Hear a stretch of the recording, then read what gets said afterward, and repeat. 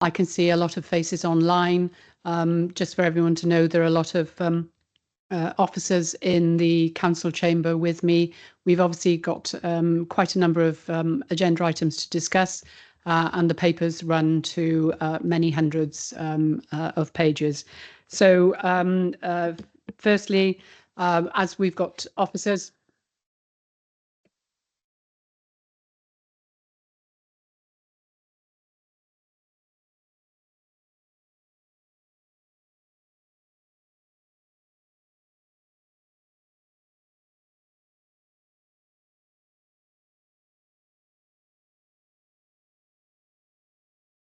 Has anyone else lost sound from the chamber, or is it just me?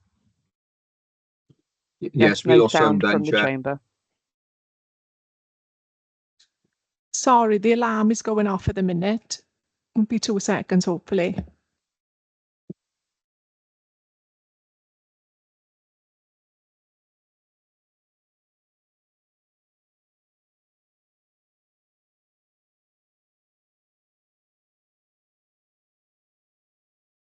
for everybody who's not in the council chamber, you're probably feeling okay. Everybody in the council chamber is slightly reverberating at the moment. That was a very lengthy alarm test. So apologies if anyone's feeling slightly deafened. I certainly am. Anyway, I was about to say that Chair's announcements, having welcomed you to the meeting, obviously one of the standard house rules would be about fire alarms and things, but we're okay at the moment. Please be aware this meeting's been recorded. Mobile phones are to be switched off, and anyone who wishes to speak, please raise your hand. So the next item is the declarations of interest. I do not have any. Could you please indicate now if you do, or if any arise during the course of the meeting, please let us know. And Nadine from Democratic Services will make sure the appropriate form is sent over. The next item is the minutes of previous meeting and any comments for accuracy. I noted that there was one typing error at the end of item 3 on page 6. It should read be programmed in instead of program in. So does anyone have any comments for accuracy?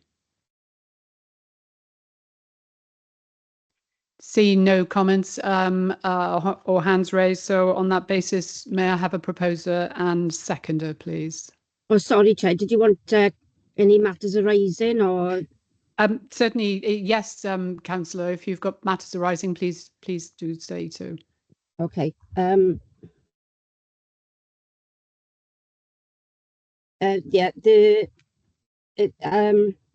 From the minute it was mentioned the annual reports. Has that been put on the forward work programme? But I think I've answered it. I read it later on. It is on there, I think. Sorry, yes, certainly. When we had the last meeting, we were talking about populating the forward programme rather than just waiting for the new timetable to be announced in May. So you will see in the forward work programme itself, there are now a list of items which will be considered in the future. And I thought it was a fairly complete list based on the conversation we'd had last time. Yeah, sorry, Chair. I'd made a note of it, but I hadn't a chance to go over it again this morning because I had a matter. Sorry, I missed the pre-brief. I had a matter I needed to deal with urgently. So forgive me for that. Thanks. No problem at all, Councillor. Thank you.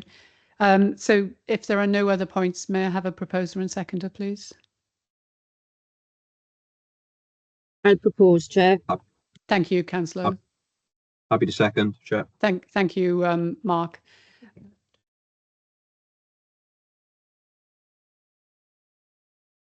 Yes, I'm sorry, Mark. If you won't be able to do so because you didn't attend the previous meeting. So could I have somebody who was in the meeting, please? Yeah, happy to second, Chair.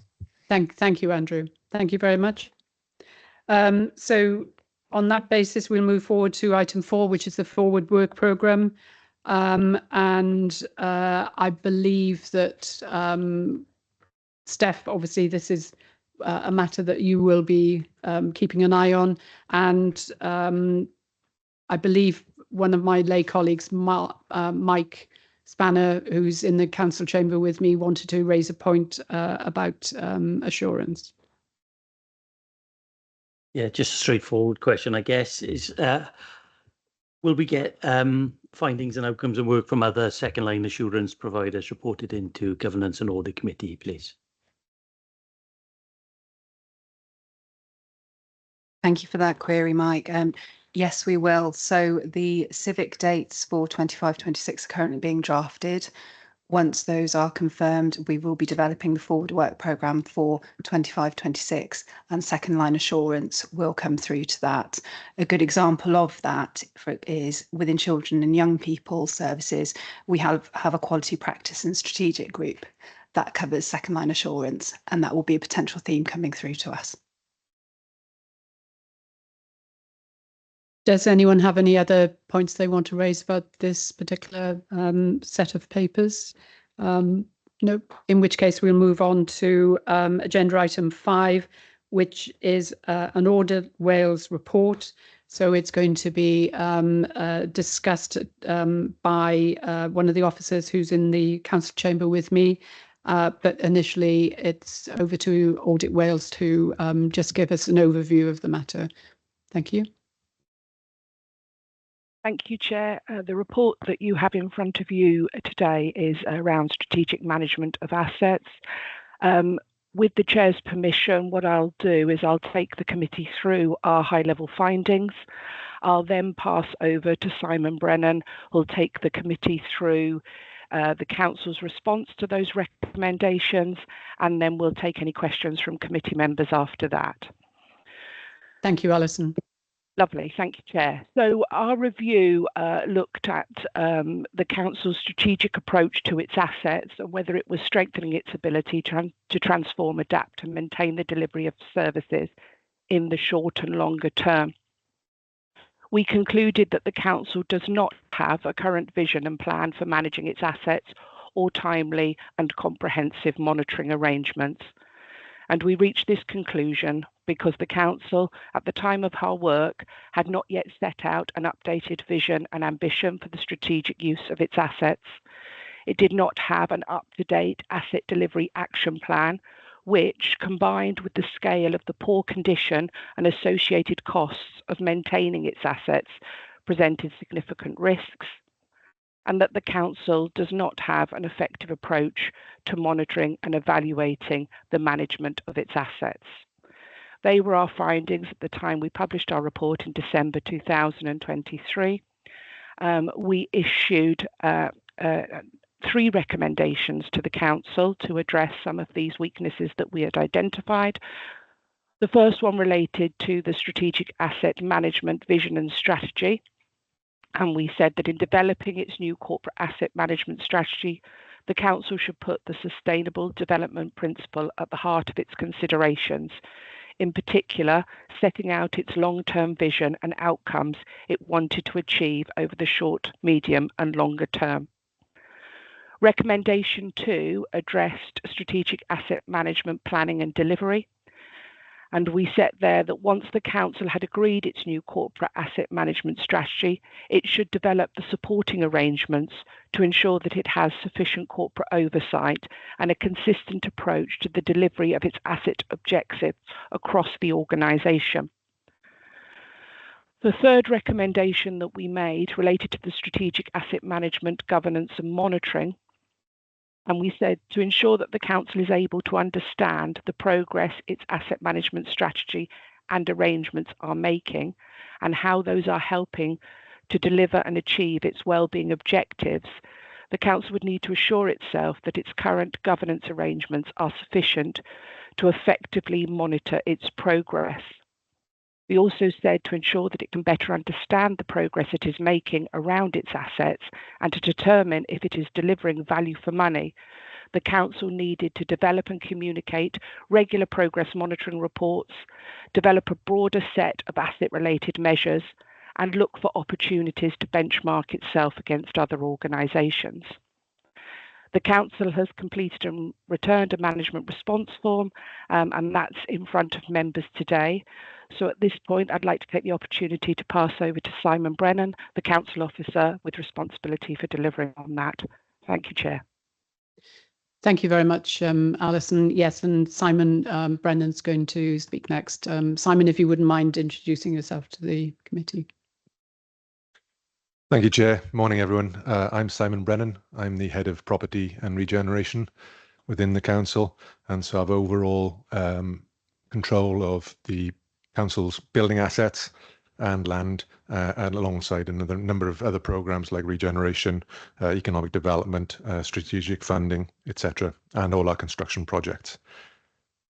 Looking at the recommendations that came through, in terms of recommendation 1, we completed the revised asset management plan in April 24.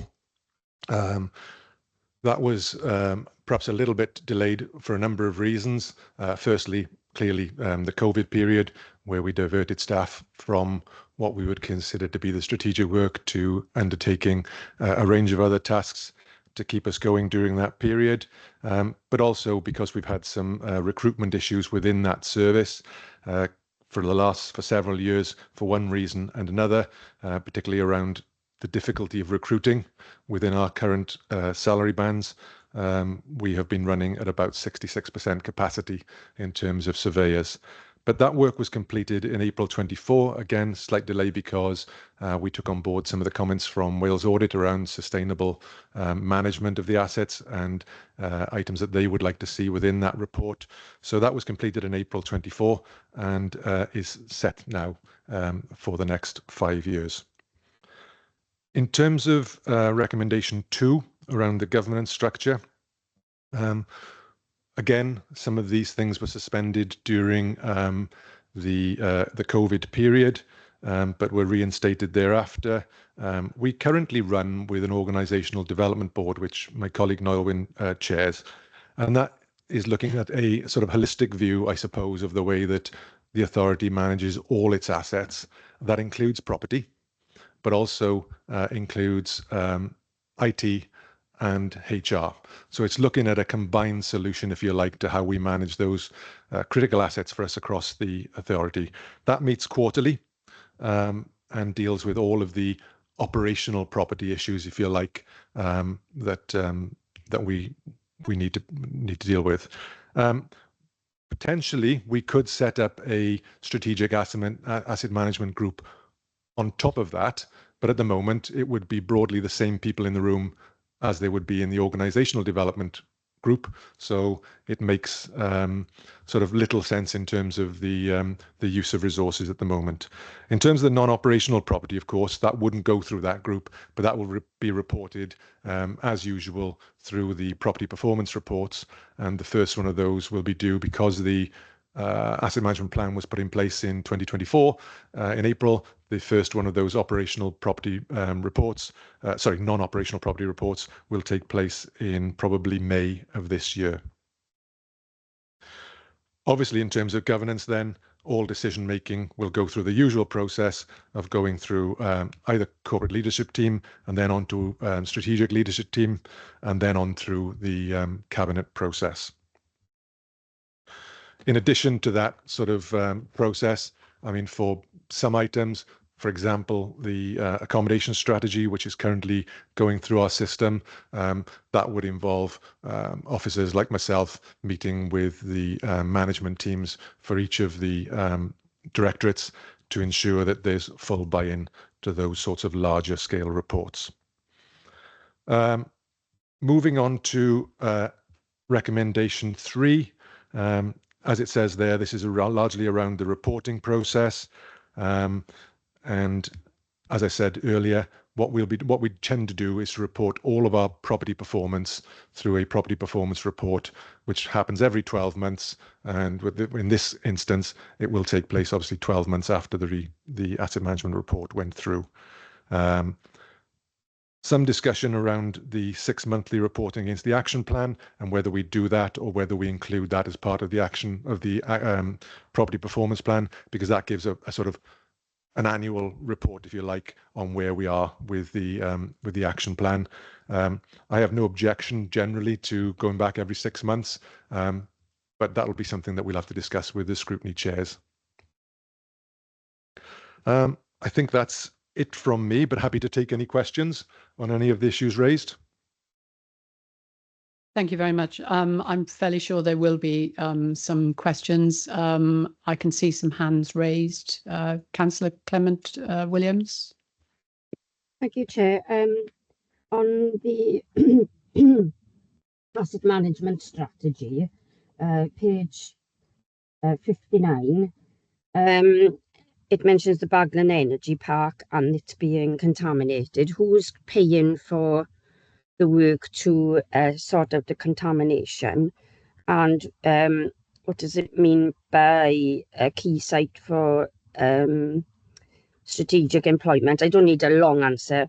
And secondly, on the same page, the Wild Fox Resort, it says that work would start in 2024. I appreciate this is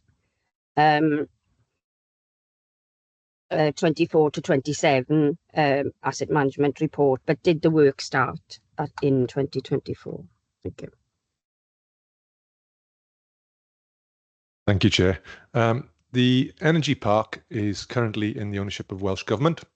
They acquired it about 18 months to 2 years ago from what was St Modwyn's Group and is now called Blackstone. There are significant tracts of land down there. Obviously, as you can imagine, in terms of the previous use of that site with heavy chemicals processing, there's a significant level of contamination, both on the surface and in the groundwater. And what Welsh Government have been doing for the last 18 months in conjunction with ourselves is working on that remediation plan. That takes a significant amount of ground testing and groundwater testing. They will have the remediation plan available probably by 2026, the beginning of 2026, with a view to starting to undertake work potentially in 2027. There's always, and we'll come on to this, I think, if we scrutinise the brownfield sites report later on, but dealing with the contamination is a particularly complex problem, especially on large sites like this, and there is an issue about undertaking partial remediation because of groundwater movements and those contaminants moving between parcels of land that you may have remediated, but also in terms of what you want next on those sites, because clearly if you want a development, you really want to remediate with that development in mind rather than just undertaking partial remediation of the site. It's called a strategic employment site because it is seen by Welsh Government and ourselves as one of the key sites, actually not in just South Wales, but across Wales itself, with potential to add significant numbers of jobs to the area. And in that respect, there are ongoing discussions with interested parties about what they might be able to do on the site, and hopefully we'll be able to bring something forward on that in the near future. In terms of Wild Fox, again, a part of that was to do with funding. Wild Fox have been working their way through that and looking at how they fund that model going forward. They were hoping to be on site, as I said, last year. They are still dealing with that funding model, I suppose, but they are reasonably confident about being on site, I think, within the next 12 months or so. Thanks, Chair. Thanks, Simon. I hope that when they're looking at the energy park, that I don't need an answer, but I'm sure you will be looking at the ecology down there and ensuring that any areas that need to be protected are. Thank you. Yes, we're working alongside our colleagues in Kerry Morris's section, who look after the biodiversity issues and ecology issues for us, and that will be a key strategy within the remediation strategy that comes forward to make sure that there are already some protected areas down there with some significant wildlife and flowers, etc. So that will form part of the whole process. Thank you very much. Does anyone have any further questions? I believe there might be. Can I ask a quick question then? So on the pack, it's page 26 for me, although numbers do sometimes vary, is paragraph 14 of the original report. So it says the scale of the poor condition and associated costs of maintaining its assets remain key financial risks for the council. So I just want to understand, are they recognised as such on NPT's strategic risk register or other high-level risk registers, please? Yes, they are. With all of the public sector bodies throughout Wales, everybody is running with a sizable maintenance backlog. I don't know of one authority that has responsibly undertaken condition surveys on their stock who doesn't have a reasonable level of problems. Our maintenance backlog several years ago was around, I think it crept up towards 180 million at one stage, and that is because we do full condition surveys of our buildings. That again was suspended during COVID, but it's something that we've been talking to our Director of Finance about reinstating and getting that resource back in place. And I think that's a key issue for us going forward, to understand things fully. You will never be in a position, I don't think, any public sector body, unless we are suddenly given far more money than we've been given in the last few decades, to buy our way out of that. It is a long process. We have dropped that maintenance backlog to, it does obviously, depending on the condition surveys as they come in, but at the moment it sits around the sort of 110 to 115 million mark. So we've taken a significant chunk out. Most of that, it has to be said, is by processes like the work we've been doing with the schools. We had a number of what we would call D category schools, which had significant maintenance backlogs in them. And we have demolished a number of those and replaced them with brand new facilities as part of the schools programme. So it's issues like that really that take you out of the risk. I honestly, hand on heart, don't think you'll ever get away from having a maintenance backlog, but our job is to manage that within the resources that we've got. It's obvious that there's a lot of information in the risk registers, and obviously the risk registers are, you've got directorate level risk registers that sit below the wider risk register. It's about us understanding what the risk register actually says to reflect these issues, because the question of maintenance backlogs is quite a large topic. And obviously there are significant risks associated with ensuring that everything that's been highlighted by Audit Wales is addressed as soon as possible. But you're also talking about risk one. You were talking about operating at 66% of surveying capacity. I mean, again, that is another risk. So is it something that potentially we could, the next time this topic comes back before the committee, actually understand what the risk register actually says about this topic? And to a certain extent, it would also apply to some of the other items on the agenda as well, because we have to be assured that the local authority manage their risks, understand their risks, and are moving to where they need to be as soon as possible. But we can't do that in isolation without appreciating what the risk register actually says. So I'm hoping, maybe Nolan, that's a point for you. I'm hoping that's something that can be tied up into our conversations in the future. So I don't know what you think of that. Yes, so I think that's something we'll see in the future then. Thank you. Andrew, your hand's up next. Yeah, thanks, Chair. I was just going to comment, I think it's really helpful to see the audit report presented at first, and I suppose then this detailed document, which has quite a lot of detail in it, so thank you for that. I suppose I'm just looking for some sort of a little bit more assurance in terms of how we are going to monitor the delivery of some of these actions within the asset management asset plan. I think some are labelled as smart objectives when they're not as smart as they could be. So the one that caught my eye, for example, was A4 on page 99. It talks about the smart objectives to support economic recovery in response to COVID-19 pandemic. It's got ongoing, so I suppose, for each of the years from now until 26, 27. I don't know how we're going to track that or what that actually looks like. So I suppose as we monitor and deliver this plan, I suppose it's trying to make some of these actions a bit more definable and smart. But I suppose my overarching question is how as we as a committee are going to get the assurances that, you know, we're going to monitor this and track delivery of this, such actually it makes a difference in response to the audit report raised. Thank you. Any officer want to respond, please? I suppose that in the A4, for example, in there is a sort of very general point, isn't it, around economic recovery. In terms of the wider economic recovery post-COVID, the authority is currently producing and will take forward in about the next 6 to 8 weeks, I think, the new regeneration and economic development strategy for Neath Talbot. That sits within the framework of a number of other documents. You've got the Regional Economic Framework, that is a Welsh Government produced document, and then you've also got the Regional Economic Delivery Plan, that is a plan that covers the South West Wales region, so ourselves, Swansea, Carmarthen and Pems. Whether that would sit in terms of monitoring within the asset management plan, I'm not entirely sure, if I'm honest. That seems to me to be a slightly different piece of work that sits outside of that. Happy to discuss that when we bring that plan in, but I'm not sure that it sits cleanly within the asset management plan. And when do you expect that plan to actually get to the point where committees are looking at it?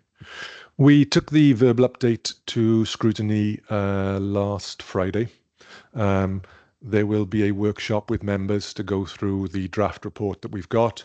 Obviously, depending on what that throws up and the consultation that we have, and with consultation with other stakeholders, we'll then finalise that report. We're hoping to bring it forward in the next sort of 6 to 8 weeks. If there's more work that needs to go into it, then that will clearly be delayed, but it's in those sort of timescales. Thank you. And Mark, did that answer your point, Andrew? It does. It is helpful. Yeah. I think my comment would be, I think it comes with some of these other actions that we track as part of this committee. It's something that, you know, this is a good example, I suppose, where if we weren't discussing that, it'd be a miss. But I don't think it's an action that we're going to put into an action plan and track at this stage. Otherwise, we're going to have action plans that we lose sight from the wood from the trees. So I think we need to think about that as we go forward. But yeah, helpful. Thank you. Thank you. Mark? Thank you, Chair. It's just a general question, I think, just for awareness of the wider committee. And I note that this audit was in the 21-22 year. The report was finalised, issued in December 23. So kind of 2 years, I guess, from inception of field work through to getting a report. Are there any kind of key issues, blockers, learnings that we can take forward that, you know, you don't typically see an audit taking kind of 2 years from the start? So I think just for the record, it'd be good to understand what were the kind of main impactors on this piece of work, please. Officers, please. Would you like me to come in there from an Audit Wales perspective? Yes, thank you, Alison. Okay, so this was originally part of our 21-22 audit programme. We were impacted by COVID and our ability to undertake our work, so we did have a delay. We are still playing catch up from that delay, and this was sort of one of the reports. It was compounded by a change of personnel at Audit Wales in terms of undertaking the work at Neath Talbot. So this, committee will know that normally once we finish the field work, we're not that long getting a report to you. This one was slightly different from that, but it came to you in December of 23. So although that I totally take the point, it wasn't in the audit year to which it related. It was at that point the catch up from COVID that was causing delay and a loss of personnel that caused that delay. Thank you. Thank you. Any officer from Neath Talbot want to comment, or does that cover the point? I think that largely covers the point, if I'm honest. And obviously then when we'd had that report and then we dealt with some of the feedback on the asset management plan. And so then that took a little while then to go through the system with us as well. Thank you. Yeah. Mark, did you want to come back? Yeah, I think that's the point. I was just trying to understand So I think the point was made by management earlier that trying to build out that asset management plan in response to some of the observations. I was trying to understand, is it a case the delay was due to going away and working on that? Because for me, once the audit is done, and the observations are there, it's pretty much over to management then to sign off the recommendations and get on with the work. But I think Audit Wales have explained that some of the delay, or largely the delay, was down to change of personnel and impacts on their side. But yeah, that's fine, Chair. Thank you. Thank you. Councillor Richards.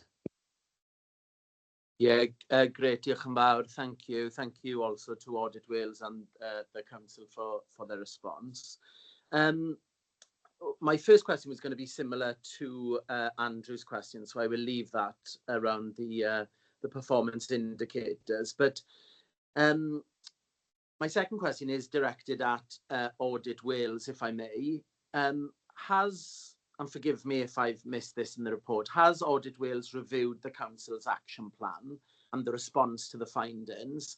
And if so, what are their thoughts on the proposed changes and improvements? And do they believe that the actions outlined will sufficiently address the identified gaps? Diolch yn fawr. Thank you. Thank you, Councillor.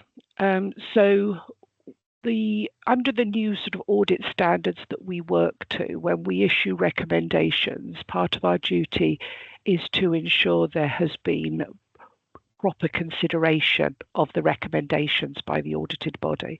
One of the ways in which we discharge this is we ask the council to fill out the management response forms. So in these days now, it's much clearer for committee. In the old days, we'd maybe issue a report with some recommendations. Now we're actually expecting that to come back with a formal management response to it. And we like it as today, when that management response form comes to the committee alongside our report, because then committee can see what we're suggesting as recommendations and what our recommendations are to the council, and then committee can see what the council intend to do about it. The advantage of that is that the debate and focus of Governance and Audit Committee is on those improvements, the making things better, which is the value added. So that's what we would like. Now, it is for the council to decide how it responds to our recommendations. We make recommendations, that's where our power lies, and we can form a judgment on whether the council has given due consideration. One of the issues, so we published our report in December 23, and it's obviously only getting to Governance and Audit Committee now. Now, just for clarity, it doesn't come to Governance and Audit Committee once management have done the actions. That report and management response form should come to Governance Committee as soon as possible, so that you can check that what the officers are doing gives you assurance that those recommendations will be addressed. I think the initial response from the council, we didn't feel had quite sort of considered as fully as it might how it was going to address our recommendations. So in order to take a sort of positive approach for that, we had a few meetings with officers where we again explained recommendations, why we were setting them before the council and what we wanted to happen as a result of that. And I think that time was useful in terms of the council taking probably better consideration of the recommendations and what it was going to do to address them. And then it's come to committee. But those management response forms are a fairly new thing in terms of them being a requirement. And so I think, to be fair, with the 3 reports you've got today in front of you, which are the sort of the beginning of when we made this change, that's probably why there's more of a tail to this, because we were learning in terms of what we're expecting and the council was learning in terms of what our expectation was. I think the process is much slicker now. I think everybody's understanding it much better. And I think now you won't, touch wood, you won't see this sort of same delay going forward. We also have had an awful lot of reports to get through Governance and Audit Committee, and so there is a sort of practical thing around the agenda as well. But I think it's more that we're all getting a bit smarter about those management response forms, what should be in it, what Governance and Audit Committee can take as assurance from that, and actually just so it adds value to our work, because there's absolutely no point us doing a report, however well written it might be, if nobody takes any action on it. So that sort of positive council response to take action to address those recommendations is really great. That's where our value added comes, and that's where Governance and Audit Committee get their reassurance. So I think that's really good. In terms of the second part, I think, of your question, Councillor, was about the tracking of that. So our work, we do the work. It is not for us to track the council's response. That falls to the council to make sure that it is implementing the recommendations, and that doesn't just apply to Audit Wales, it applies to all external and regulatory reports, and it applies to all findings from internal audit as well. So the Governance and Audit Committee sort of need to assure themselves that they are satisfied that the council arrangements for tracking Audit Wales and other audit findings is sufficiently robust. I think that plays into what Andrew Bagley was saying earlier about making sure that things don't fall off the radar and that action is taken. So primarily, Councillor, it is for the Council and for the Governance and Audit Committee to track those recommendations and ensure that they are taking place. That said, we have a local fee, and as part of that local fee, I do try to keep a handle on where things are at. And if I think that there is a risk that the council isn't taking action in response to recommendations, I can undertake follow-up work. But I would always, if I was to do that, give the council time to ensure that the actions they're taking in response to the recommendations have had a chance to take effect. I wouldn't want to come back in too quickly and say, well, you still haven't done it, because that's not very helpful. So we can at Audit Wales come back in and follow up recommendations, but we obviously don't follow up in detail all recommendations. Otherwise, we would be able to undertake no new work. So it's a bit of a balance, is the answer. I hope that helps. Thank you. Thank you. Did that answer your question, Councillor? I know Nolan Daniel wants to say something as well. Yeah, that's been really insightful. Thank you, Alison. Thank you. Yeah, thank you, Councillor Richards, for that question. I just want to pick up on a few points made, I guess, by yourself and also by Alison Audit Wales. So it was clear last year that there was a need to strengthen and streamline our approach to dealing with Audit Wales reports that came through and with the recommendations that were made, as Alison's alluded to. The requirement for councils to put in kind of organisational response forms or management response forms is relatively new, but it's not that new. And you know, there is a bit of a tail on some of these reports, as you've seen today. So what we're looking at doing, first of all, putting a process in place whereby we, as the council and C strategic leadership team, are satisfied with that kind of management response form. So, you know, it's up to us, as Alison said, to be satisfied that the actions we're putting in place against any recommendations made by Audit Wales do address those recommendations directly and put us in a better position moving forward. What we are now also going to be putting in place is to ensure, as Alison says, that none of these actions drop off the radar. So there is a requirement for us to be putting in place a mechanism, which we will be doing with our strategic leadership team, to have quarterly oversight reports of progress made on those actions identified against recommendations made by Audit Wales, so that we can satisfy ourselves as a strategic leadership team, that we can give yourselves assurances that as an organisation we are progressing with the actions identified against those recommendations. You know, because I am conscious of the need to be doing that and to have that corporate oversight, because there would be nothing worse than 18 months, 24 months down the line, Audit Wales came back in and carried out a follow-up review only to find out that those actions had not actually been completed. So those are kind of the governance arrangements that I'm putting in place now, within NPT to ensure that we're in a better position moving forward. And pretty much picks up on the question you asked, Councillor Richards, and we will then be able to give you assurances that nothing is falling off the radar. Diolch. So just so that we can understand how that looks in practice, how would the various committees, the Organisational Development Board and others, how would you anticipate them reporting back to governance and audit so that we are assured? I think the assurances that I would give governance and audit is that we have those mechanisms in place as officers.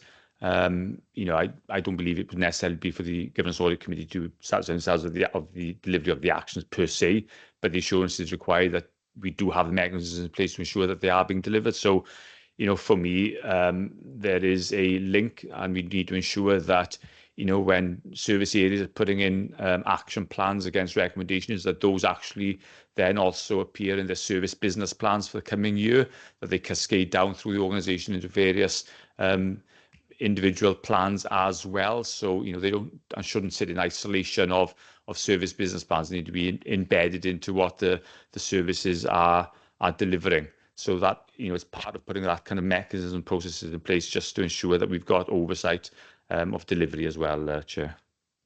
Thank you very much. Does anyone else have any points they want to raise about this item?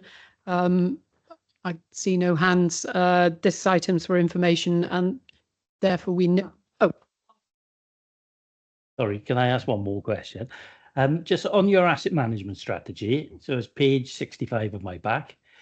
It talks about a corporate landlord approach, and it said it's been started but only partly implemented, and then suggests it'll take a further 3 years. So I was just interested in understanding what were the blockers to getting that in place, and is 3 years sufficiently challenging as a target to get this in place? Thanks, yeah. Dean, who's sitting on my left here, was responsible for writing the asset management plan for us. And I'm thankful for Dean because it was done largely outside of both his day job and the bit he was covering for somebody else. So we were very grateful for the work that's been done. There's an awful lot to do within that report. In the corporate landlord model, we have, I would say, we're probably 60 or 70% down that road within Neath Talbot. I know that many, and I was on a call on Consortium Local Authority Wales this week, and listening to some of my colleagues around Wales, in most places it's far more fragmented than we have.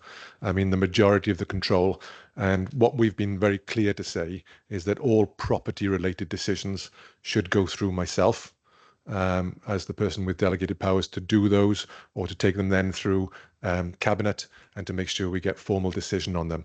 And it's about making sure that whatever decisions are made around the authority and they have a property interest in them are done in conjunction with ourselves within property. We have I think a good setup with multidisciplinary skills within the service. So we're able to answer all of those questions.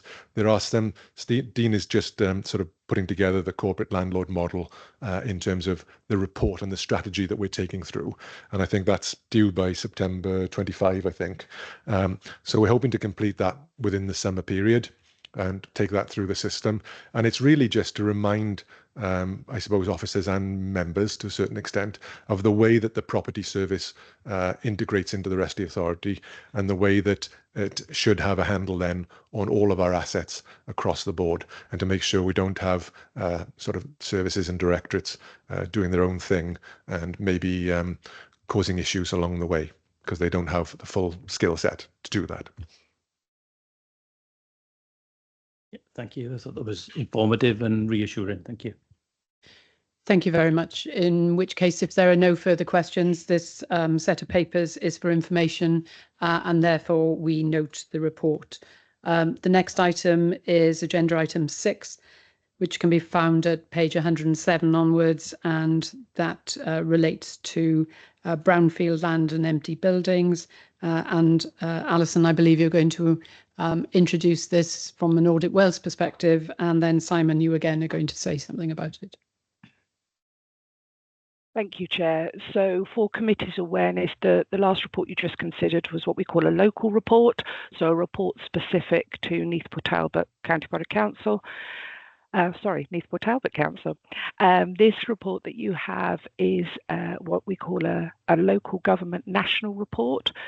So it's a report that's not specific to Neath Talbot Council, but the findings and recommendations are for all councils to consider.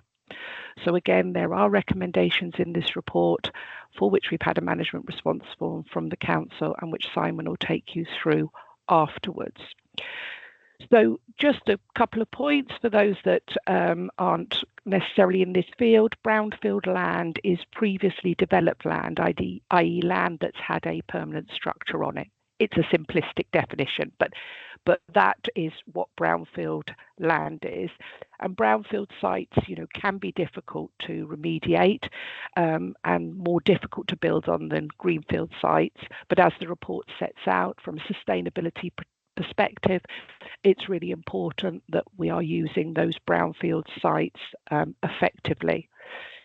So the report examined how Welsh councils are supporting and encouraging the repurposing and regeneration of vacant properties and brownfield sites into houses and other assets. The report, just sets out some key findings from the work that was undertaken. And Audit Wales concluded that despite notable amounts of brownfield developments being delivered by councils, regeneration could be increased significantly with a more systematic, interventionist and collaborative approach. By drawing on successful approaches elsewhere and more focused planning, councils could better equip to overcome significant barriers. So in reaching this conclusion, we found that councils have a broad but not a comprehensive understanding of the built environment and the potential for regeneration. That while some regeneration is being delivered, the focus is still on easier to achieve projects, and councils are not always taking an ambitious interventionist approach to tackle long-standing barriers. That councils are able to name barriers to brownfield regeneration and repurposing of empty buildings, but are not necessarily utilising learning from elsewhere to overcome those barriers. And that it's challenging to measure progress in delivering brownfield regeneration due to weaknesses in data and its management. On the light of this, we issued recommendations. There were 5 recommendations, 3 were for local councils and 2 were for Welsh Government. Of the recommendations to local councils, we'd said that to enable stakeholders to assess potential sites, councils should create a systematic process to find and publicise suitable sites for regeneration. Recommendation 2 was to help ensure that regeneration activity and the shaping of the environment is informed by the needs of communities. Councils should increase opportunities for community-based improvement in regeneration, both in plan making and actual development. And then to provide a focus and impetus to developing brownfield sites, councils should review their current regeneration approaches and, where appropriate, set clearer, more ambitious regeneration policies and targets. And we gave a little bit more detail to that. And then we also issued 2 recommendations to Welsh Government. One was to help enable stakeholders to assess potential sites. So that was around working with councils to ensure that lists of identified sites for regeneration are reported by council area and produce a national listing informed by the local listings. So working with the councils to get that together, that information. And also for Welsh Government to help inform scrutiny of performance both locally and nationally. We said Welsh Government should create a national framework for monitoring and assessing the levels of brownfield sites being developed compared to levels of sites available and levels of greenfield development. So again, building that national picture and helping to drive change in this area. I'll then pass over, obviously, this is not my area of expertise, and Simon will be able to tell you more about what the council are doing in terms of responding to those findings. Thank you, committee. Thank you, Alison. Simon? Thank you, Chair. Obviously, I can't speak on behalf of all councils across Wales, but I know that within Neath Talbot, because of our very rich, heavy industrial heritage, we are quite well familiar with dealing with brownfield sites.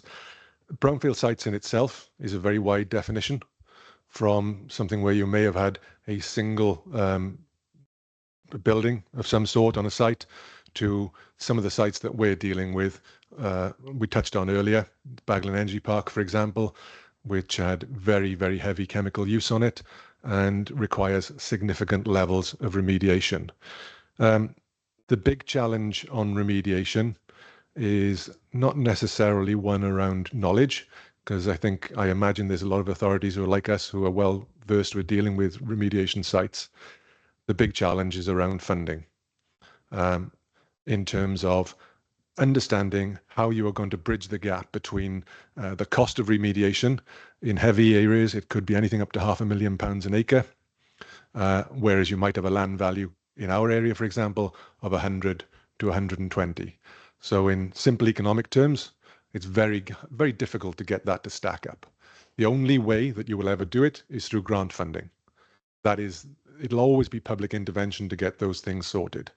There are, depending on the site, you may have divergent opinions on how that remediation can take place, and people will have different opinions on that, but inevitably there is a heavy cost associated with doing it.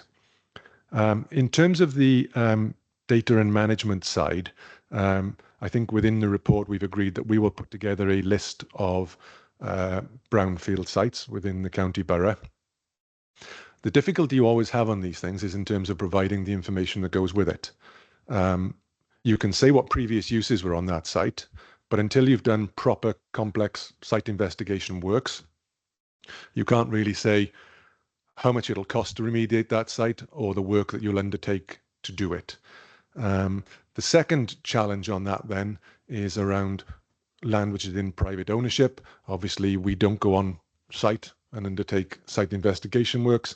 And in certain circumstances, you may have particular landowners, for example, who may have financed against that land, shall we say, and having somebody come in and tell them that actually that land is worth less than they think it is because you've gone and done some site investigation works probably wouldn't land well with those landowners, particularly if it causes them problems within their funding system.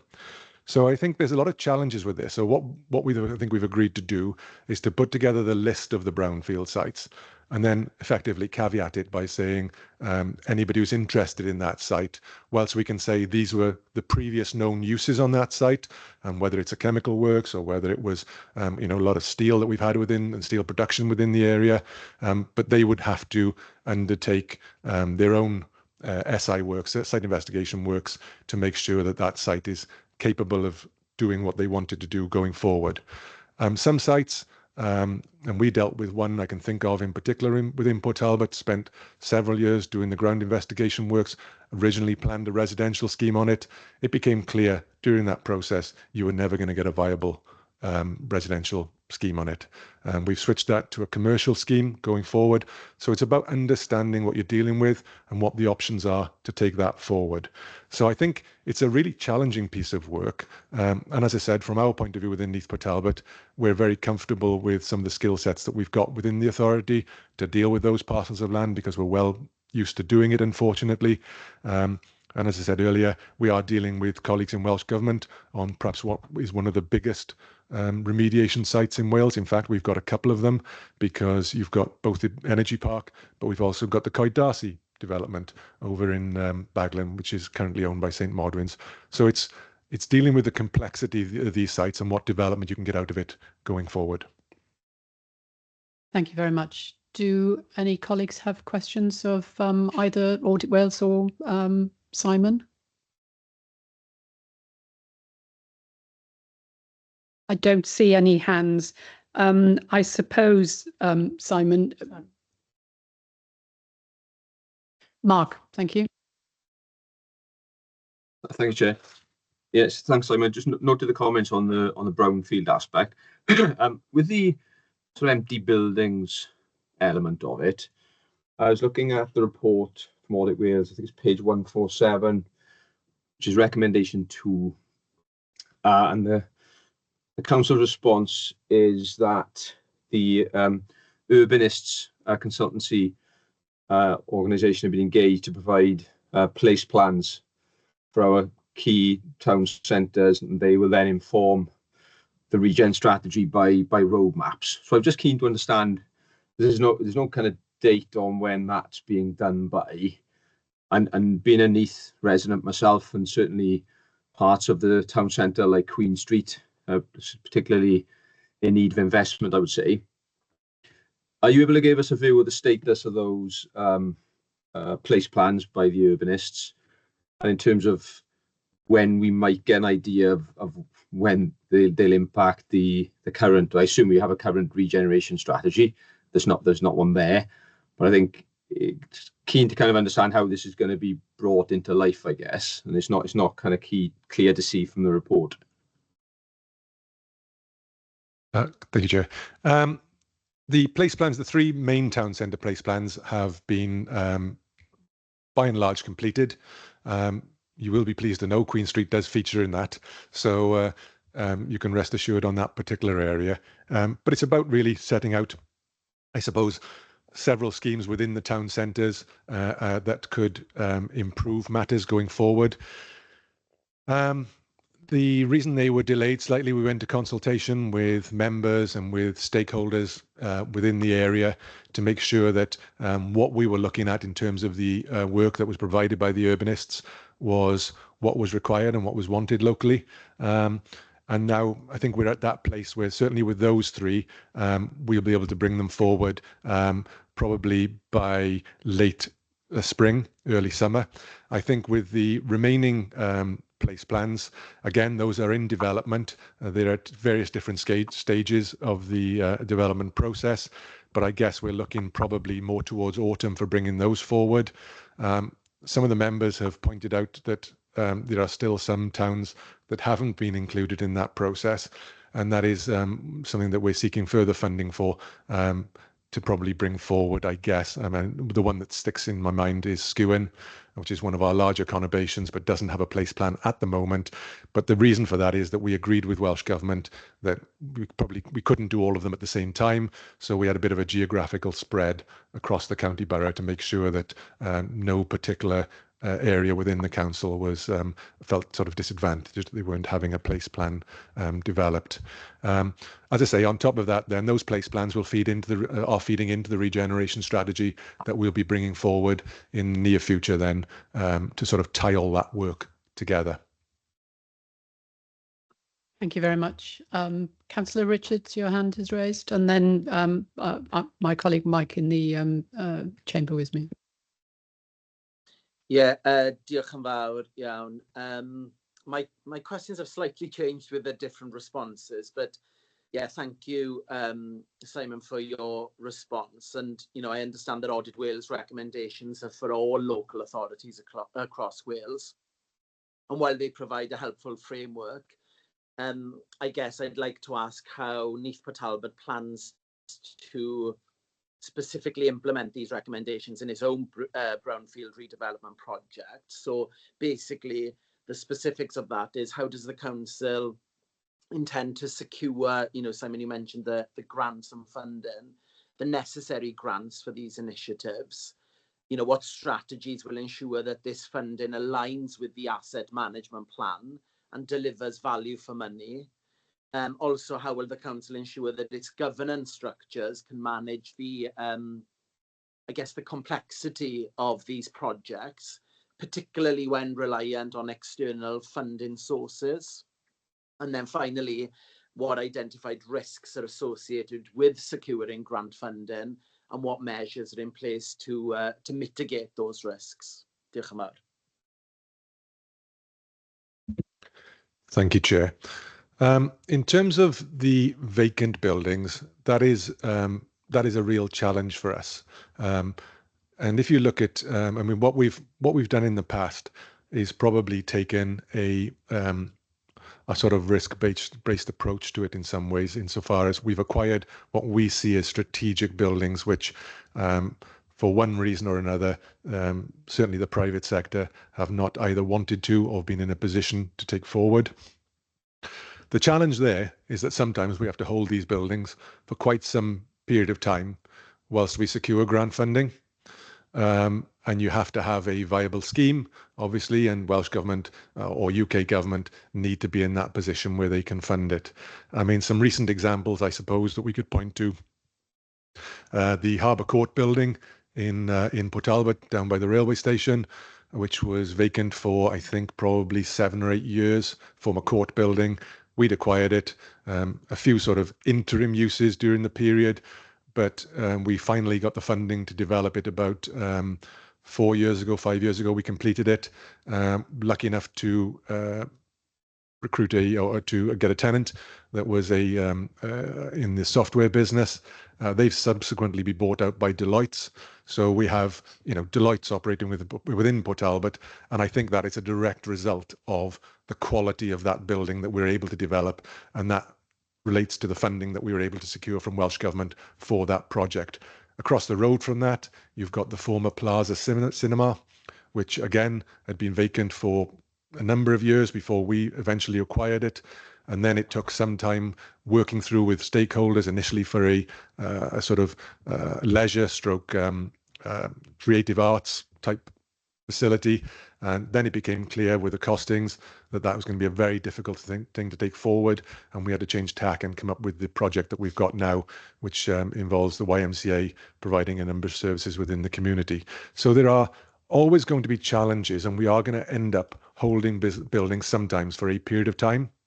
What we can't be doing is acquiring every vacant building throughout the authority, because we neither have the capacity nor the financial resources to do that going forward. So we have to be selective around that, around which buildings we think are strategic and which ones we think we can come up with a usable plan to take that forward. There are a number of buildings that I can think of that in members' own areas where members are particularly unhappy that the private sector isn't taking these buildings forward to redevelop them. And that is a challenge, and we work with those building owners, some of whom are more probably compliant than others. And Kerry, in his service, has a team that looks at redundant sort of commercial buildings as well, particularly when they pose a risk to the community, etc. But the big challenge, obviously, is around funding, and we use our various funding programs, and we've done some through the SPF program. We contribute through our, which is the Shared Prosperity Fund, and we also contribute through our commercial property grants to try and get some of these buildings that are not economic to bring back into use, into a sort of viable use within town centres and in the wider community.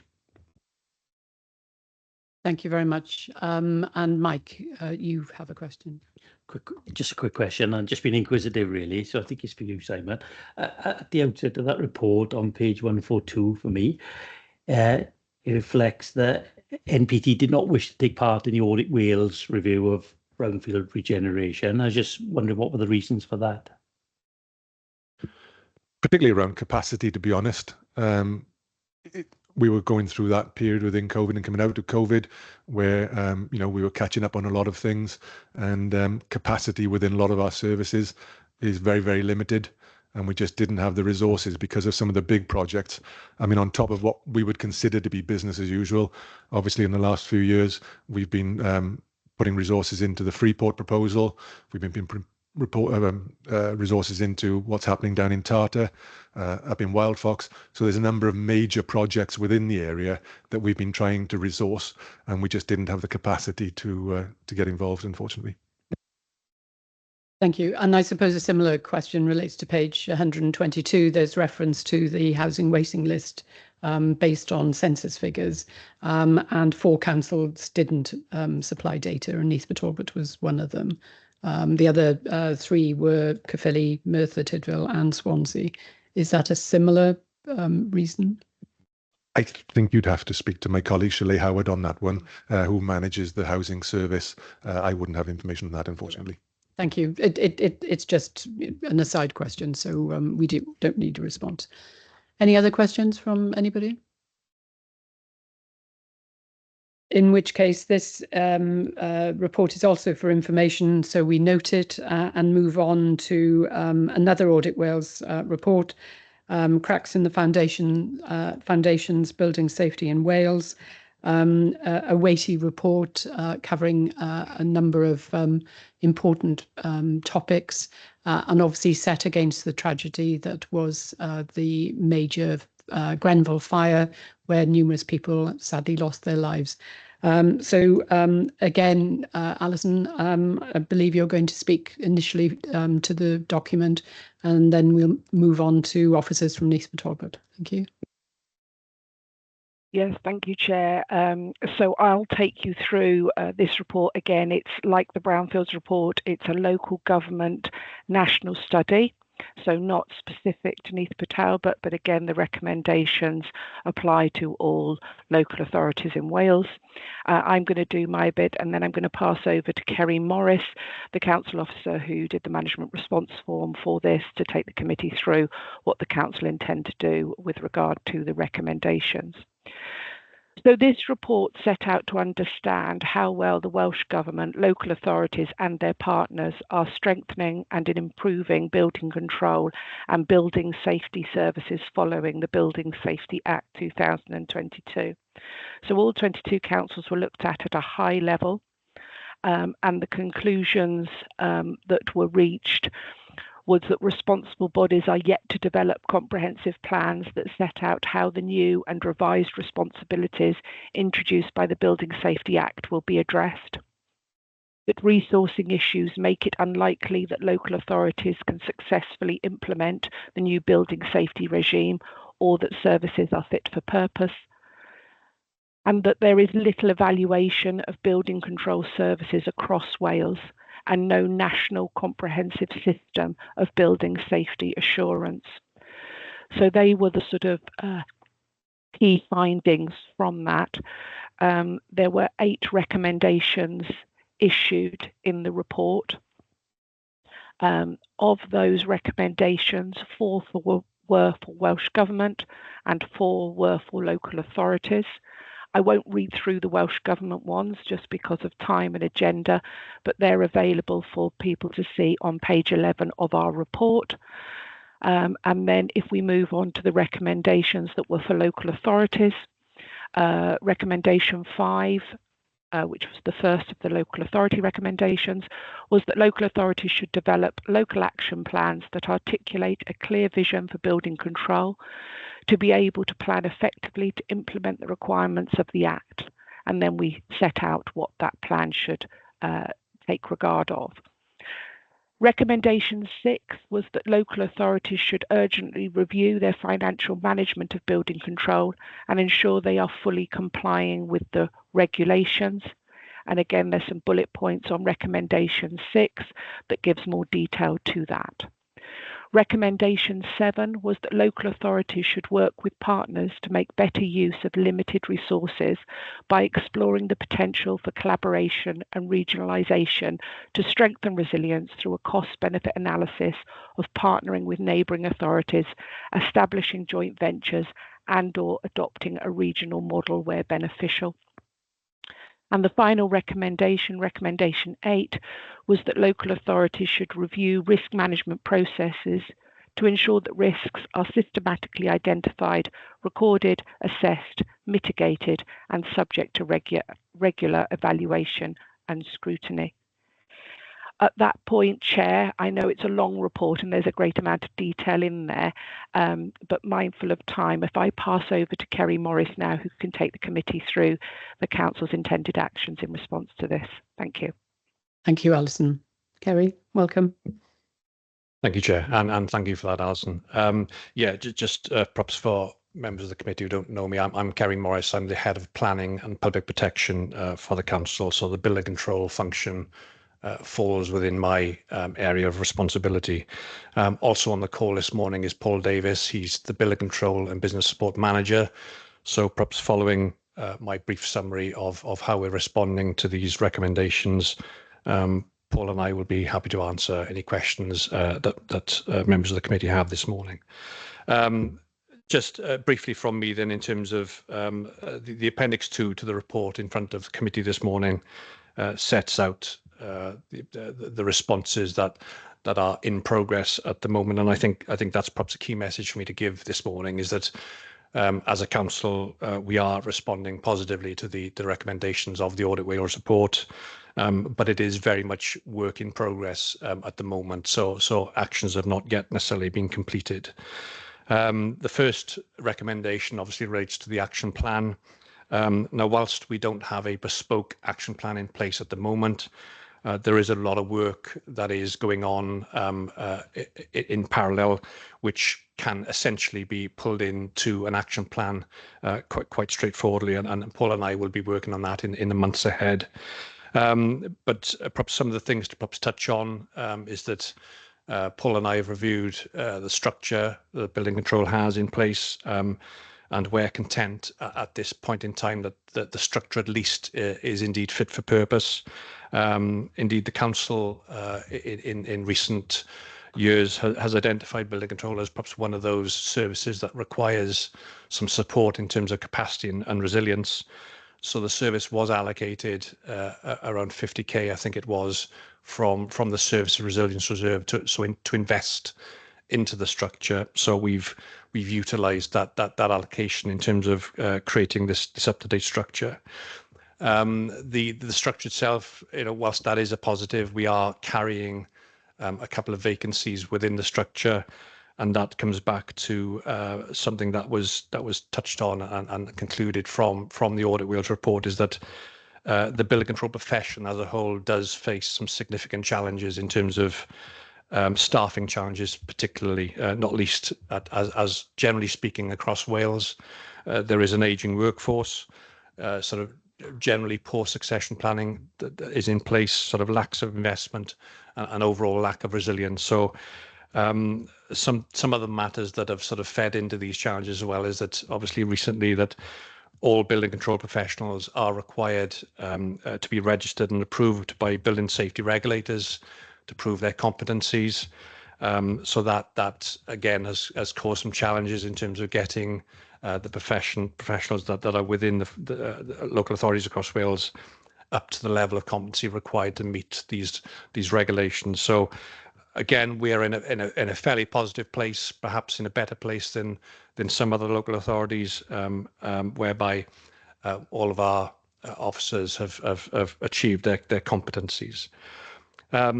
As I mentioned, we do have a succession plan in place that is consistently and constantly being reviewed to make sure that it is fit for purpose. But as I said, even though that we do have that succession plan in place, we've not really got a lot of control over the wider issue around sort of lack of expertise in terms of qualifications and experience in terms of building inspectors. One thing that we have put in place as part of this response is that we are currently hosting a sort of a Class 1 trainee building inspector. Paul has liaised with LABC, which is the umbrella organisation that represents building control services across Wales. So we currently have one trainee building inspector in place.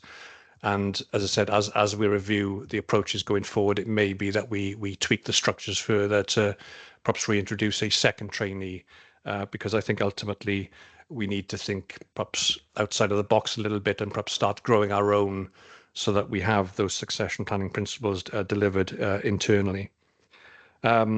We do have a service risk register, a directorate risk register that identifies these risks that the services are carrying, and it's already been mentioned as part of the discussions in the other reports that we've considered this morning. But as I said, Paul and I will be working in the weeks and months ahead just to capture all of this into a sort of a bespoke and accessible action plan, so that it responds and it completes what that first recommendation sets out. The second recommendation that relates to the local authorities needing to review their financial management to ensure that the building control function is compliant with the regulations. I'm happy to confirm to members of the committee this morning that we do regularly review our fee structures, looking at hourly rates of officers, and the council as a whole already publishes on an annual basis its financial statements. Paul, as the building control manager, and indeed finance colleagues, have received training that's necessary in terms of the charging regulations, and further training will be delivered in future as and when it is required. So again, we are responding positively to that particular recommendation. The third recommendation relates to local authorities needing to explore the need to potentially collaborate and to regionalise to strengthen that resilience in terms of the challenges that the profession has overall. I think collaboration, to a degree, is already happening across the profession through the LABC partner scheme, and discussions are ongoing with LABC to explore what further opportunities are there that can be taken forward. Cross-boundary work, and I think it's fair to say that cross-boundary working is already taking place.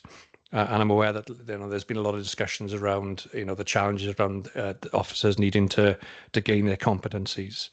I think there is an anticipated shortage of what are called Class 3 inspectors across Wales, and they're the specialist building inspectors. And I think there's already recognition across Wales that there's likely to be a shortage of those particularly competent and qualified professionals. So clearly there will need to be mechanisms put in place whereby that resource, wherever it may exist, could be shared across local authority boundaries. And as I said, those particular discussions are ongoing between local authorities and LABC and certainly the Welsh Government. The final recommendation, again, and perhaps I've already touched on this already, relates to the need for local authorities to continue to review their risk management processes and looking at particularly mitigation around those. And as I said, as I mentioned, the risks, as I've touched upon this morning, are already captured within our Directorate risk register. If they need to be escalated further, then obviously the Council has a wider strategic risk register, and that could be considered to be added going forward. But I hope, Chair, that gives a broad summary of how we are as a council responding positively to these recommendations. And as I said, Paul and myself are happy to take any questions if there are any. Thank you, Chair. Thank you. Before I ask colleagues for questions, you mentioned about the hourly rates situation referred to on page 213 with regard to financial management. It says that in the report that it had not been possible to uplift the hourly rate since 2014. Is that still the situation? Because I did a quick look online, and it looked to me as if that. Yes, it is. I don't know, Paul, whether you want to add anything to that at this stage. Yes, that is still the current situation. We're coming up to the end of the year now, so I'll be sitting with my colleagues in finance to recalculate the hourly rate. But it is the case that we haven't been able to uplift our rate because of efficiencies elsewhere in the council, with reduced on costs with us, and as well as that we have cut our staff since 2014. Now, the hourly rate is based on your costs. So if you reduce your costs, you struggle to upgrade your hourly rate, if that makes sense. It does. It just seems quite an extended time period. I would have expected it to have certainly been addressed probably 2, 3, 4, 5 times since 2014, because potentially the council is A, missing out, and B, it's going to come as a surprise when you do actually make them closer to where they should be, or exactly where they should be. So it's just an observation. Thank you. Any questions, colleagues?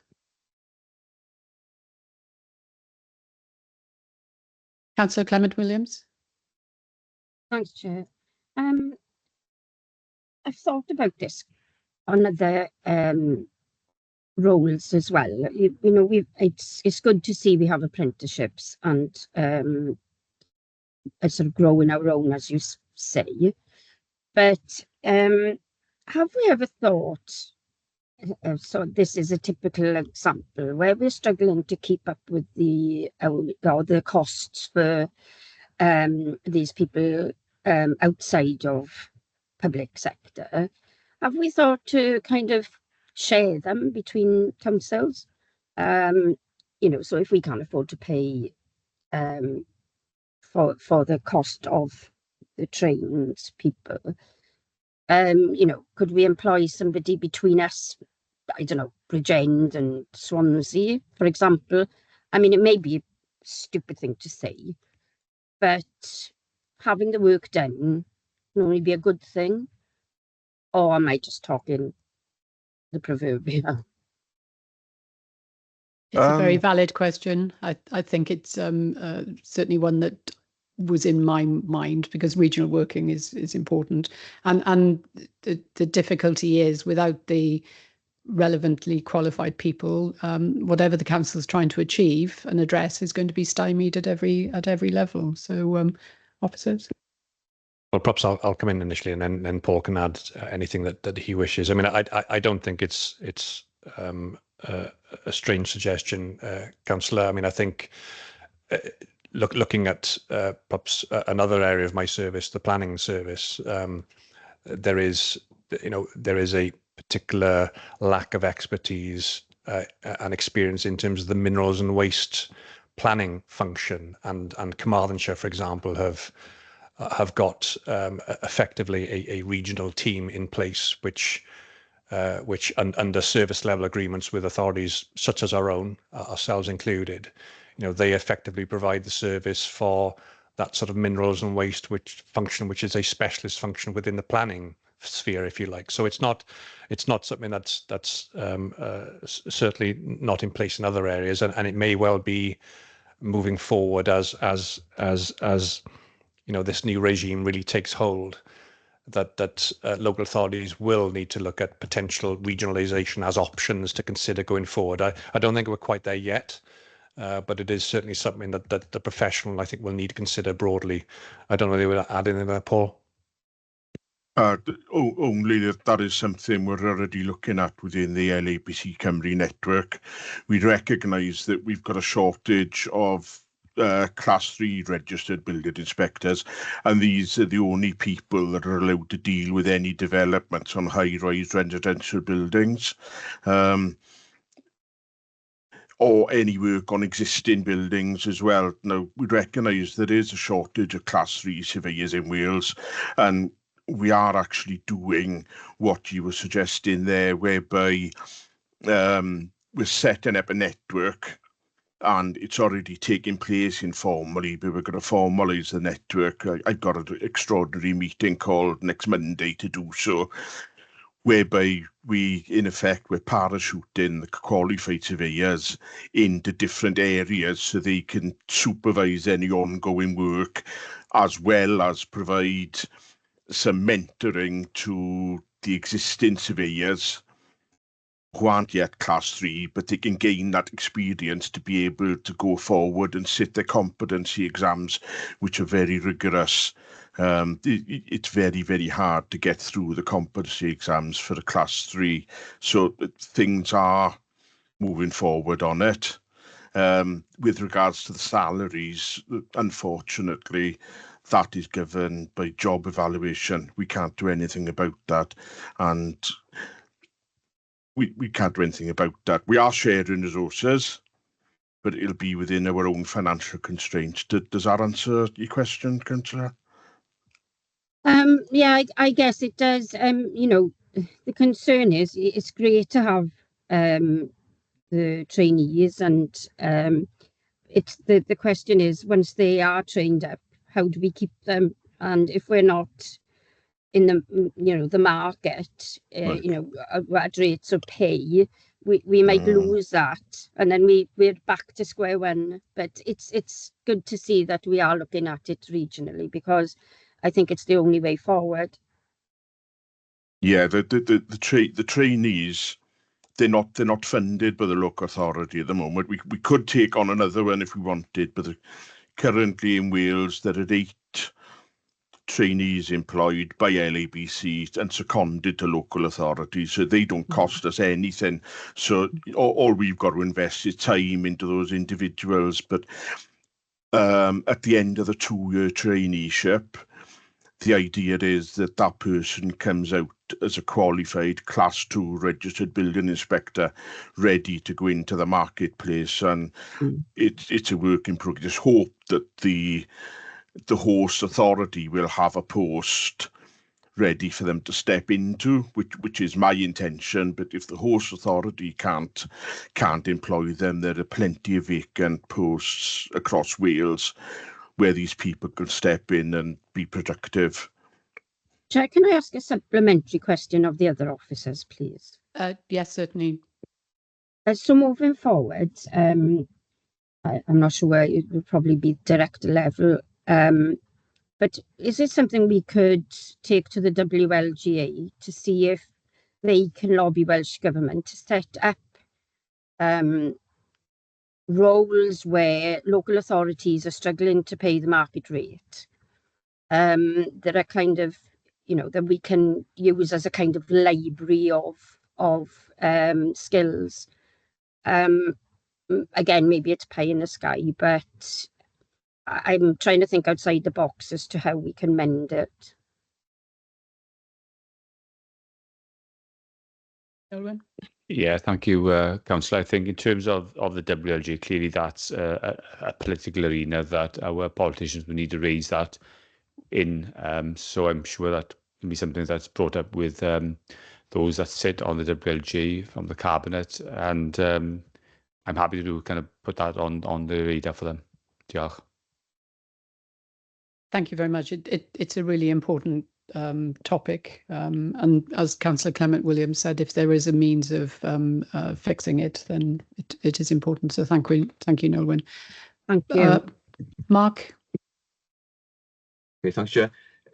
Yeah, just on page 214 of the report and the organisation response, the first comment is just touching on what we discussed earlier, which is probably trying to be a bit more explicit around the date. I appreciate sometimes there's ongoing collaboration, and you may need to caveat it, but I think giving a clear deadline of when you want to certainly give the Governance and Audit Committee a steer on when you think it'll be done by helps not only I suppose bring it to life for yourselves, you've got a deadline, but also managing towards that, or if you do need to extend, then obviously there'll be hopefully a rationale for that. And then the following action, R8, I think just maybe again noting the comments that the risk management process is kind of almost under a fluid review, right? It's been discussed a number of times at Audit Committee. I think I'd probably just suggest management may be more explicit on whether you're comfortable the current records within the risk register are I guess you're comfortable that they reflect the types of issues that have been flagged in the report, rather than maybe just say that they're in the risk register, because some of the discussion points in recent committees have actually been around the risk scoring. Are inherent risks correct? Are residual risks correct based on the assurance and controls that we've got in place? So I think obviously this is a wider review of a number of councils, but I think just to say, are you comfortable that your risk register currently reflects accurately recorded, identified, assessed risks in respect of the areas that we've touched on today? Harry? Yes. Go on, Paul. You go first. Now I'll come in, and if there's need to cover anything else. Okay, yeah, our risks are broadly covered on the on the Directorate Risk Register.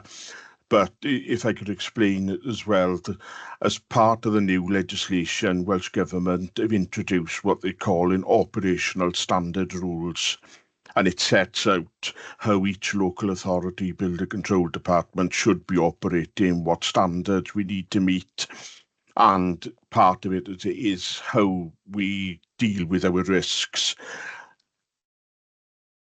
Over the next month or so, I will be developing a bespoke, more detailed risk register for building control, which will it will put our risks under more scrutiny, and those are things we have to report back to our both Welsh Government as part of their monitoring process to allow us to continue carrying out building control work, and indeed to our umbrella organisation that accredits us to ISO 9001 quality management system. And as part of that system, I have to provide a self-audit to them on a quarterly basis, and they come in and they'll audit us on an annual basis as well externally for us to keep that quality management badge. So yes, I'm happy that we're looking at the risks within the current guidelines, but the operational standard rules are going to ask us to look in more detail at the risks. Thank you, Paul. Can you just confirm exactly who carries out that audit? Welsh Government themselves? We don't know yet. It'd be someone on behalf of Welsh Government, but Welsh Government hadn't decided who was going to do that audit for them. It certainly won't be the Building Safety Regulator who do it in England. The more regular audits, we do that in conjunction with LABC, and it's their quality management system that we are signed up to and we were audited against. And it is, if we continue to operate within the LABC quality management system, it is assumed that we'll be in compliance with all the operational standard rules, including risk management. Thank you. I think it's we'll wait and see and be interested to hear developments in due course. Thank you. Kerry, did you want to add anything? Or no, nothing to add. Paul's articulated a detailed answer better than I would be able to provide you. Councillor Richard? Yeah, diolch yn fawr, Cadeirydd. Very, very quickly, I just wanted to note, I did have several questions about our building safety efforts. And I just want to say a massive thank you to Kerry and Paul, because you have provided very clear and encouraging answers to them all, you know, despite, you know, being a lot of things being out of your control in terms of needing effective changes. So I just wanted to say a massive diolch yn fawr and thank you. Thank you very much indeed. Anyone else got any questions? If not, obviously this report is for information and therefore we will note its contents and move on to agenda item 8, which again is an Audit Wales report, this time dealing with the National Fraud Initiative in Wales 2022-2023. Alison, I believe you're going to speak to it first, and then Steph as Internal Audit Manager is going to add to the information. Thank you. Yes, great. Thank you, Chair. So I'll talk about this, and then Steph can let the council sort of know a little bit more about the specifics related to Neath Talbot Council. So the National Fraud Initiative is an exercise that uses data matching to detect and prevent fraud. It operates under the Auditor General for Wales statutory powers. The NFI basically compares sets of data electronically against other records held by the same and other bodies to see what extent they match. So the data matches flags or brings up anomalies or inconsistencies, and those are indicators of potential fraud. The indicators of potential fraud are then reported to the participants, and so that's the councils in this case, who are responsible for following up on the matches. And you record those outcomes through the NFI web application. So just to give a flavour to members of what the NFI is, or the National Fraud Initiative work is. So the main data matching areas covered by the NFI for local government bodies are council tax and the single person discounts and reductions scheme reliefs, housing benefits, payroll, pensions, creditor payments, housing tenancy and waiting list, blue badges or disabled parking, payrolls, pensions, creditor payments. So they're the kind of systems that are being looked at. In terms of the key messages from the report, it's a biennial UK-wide counter-fraud exercise, as we said, helping to prevent and detect fraud. Fraud, error and overpayment outcomes are valued at 7.1 million, having been recorded since we last reported on the NFI in Wales in October 2022, which is another 0.6 million more than for the NFI in 2020-21. Beyond the financial savings, the benefits of participation and reviewing data matches include assurances that NFI results can provide around the systems of internal control. The NFI results may also highlight areas for improvement. And whilst not all participants will necessarily see significant positive outcomes themselves, data sharing enables those matches between bodies and across national borders. But realising the benefits of the NFI relies on participating bodies investing time and effort to assess and review data matches effectively. Quantifying the overall impact also relies on bodies recording their outcomes. Most participants display a strong commitment to the NFI, but that isn't always the case. And there are inconsistencies in local follow-up arrangements and some large variations in outcomes between participants of a similar size. So if I just sort of pass on to sort of like future developments around the NFI before I pass you to Steph. So the NFI in 24-25 is underway, where bodies are submitting the data for matching, and matches will be released about December. Audit Wales is looking to increase its engagement with participating bodies, raising the awareness and encouraging and promoting that active participation. We want to increase our understanding of the factors influencing the outcomes reported by individual bodies and those variations between bodies. And we're looking at bodies receiving their latest data match. They'll be updating their self-appraisal checklist, and again, we'll be encouraging bodies to complete that and share that with their audit committee.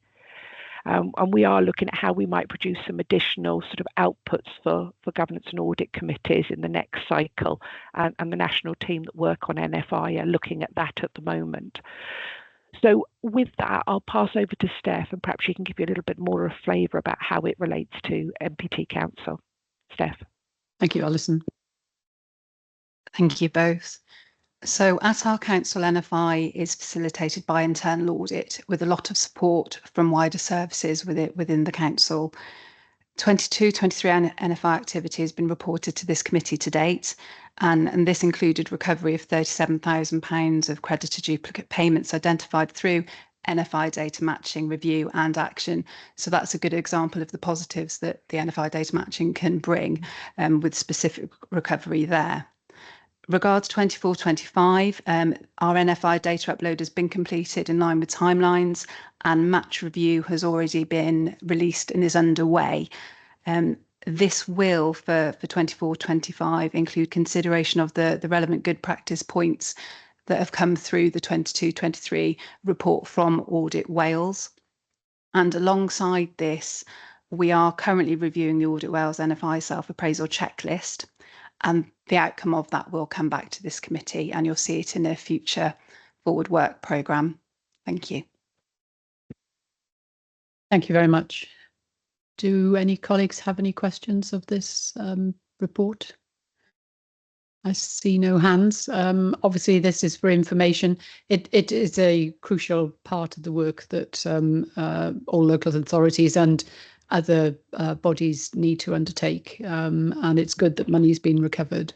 The report's for information, so we note the content and move on. Thank you very much. In which case, the next item is the Audit Wales programme and timetable, Q3 update, which takes us to December 2024. And I believe that Jason Blewett, who is joining us from Audit Wales, having recently replaced a colleague who previously used to attend these meetings. So welcome, Jason, and over to you. Thank you. Thank you, Chair. Yeah, just to quickly introduce myself, my name's Jason Blewett. I've taken over as Financial Audit Manager on the audit from December from my colleague Michelle Phoenix, who you've probably been used to attending these committees previously. So yeah, just a quick introduction. So In terms of the paper, this is the usual update paper that we provide, setting out position against our programme of work. I'll cover the financial audit bit and then pass over to Alison to cover the performance audit element, and then take obviously any questions later. So in terms of the financial audit work, you'll see from the paper the 23-24 accounts work was completed in November 24 in line with the audit deadline. The 24-25 accounts work has commenced. We're working towards a slightly earlier deadline this year of the 31st of October, so we work with finance colleagues to achieve that deadline. In terms of the grants audit work, the 22-23 and 23-24 grants work is complete. Apart from the audit of the housing benefit claims, we're looking to sign those off by the end of next week. You'll notice from the paper there's probably a delay from the 22-23 programme of work with the housing benefit claim dragging on into this year. As I say, we're picking this up now as part of the 23-24 work. It was a delay our side due to resourcing, but we're hoping to finalise that by the end of next week alongside the 23-24 claims. So I'll probably pause there, pass over to Alison, and then happy to come back if you have any questions. Thank you very much, and welcome, Jason. Thank you. Thank you, Chair. Nothing really much that to bring to committee's attention that isn't covered in the report, but just to let you know what we're currently doing. So cybersecurity work is underway at the moment, and interviews are taking place in relation to that. And the risk management review, that work is underway as well, with interviews scheduled next week for in the council. But also, just to let you know, with that one, normally when we do a report, we're quite prompt in terms of concluding and getting the draft report to the council and through the door. This one, deliberately, there will be a little bit of a delay between when we do the field work and when we report, just to let members know, because we're doing the review of risk management arrangements, not just in Neath, but we've chosen to do it in the 6 councils in the Mid and West Wales region. It's all part of local work, but as audit leads and managers in that area, we thought there would be added value potentially from taking a broader look.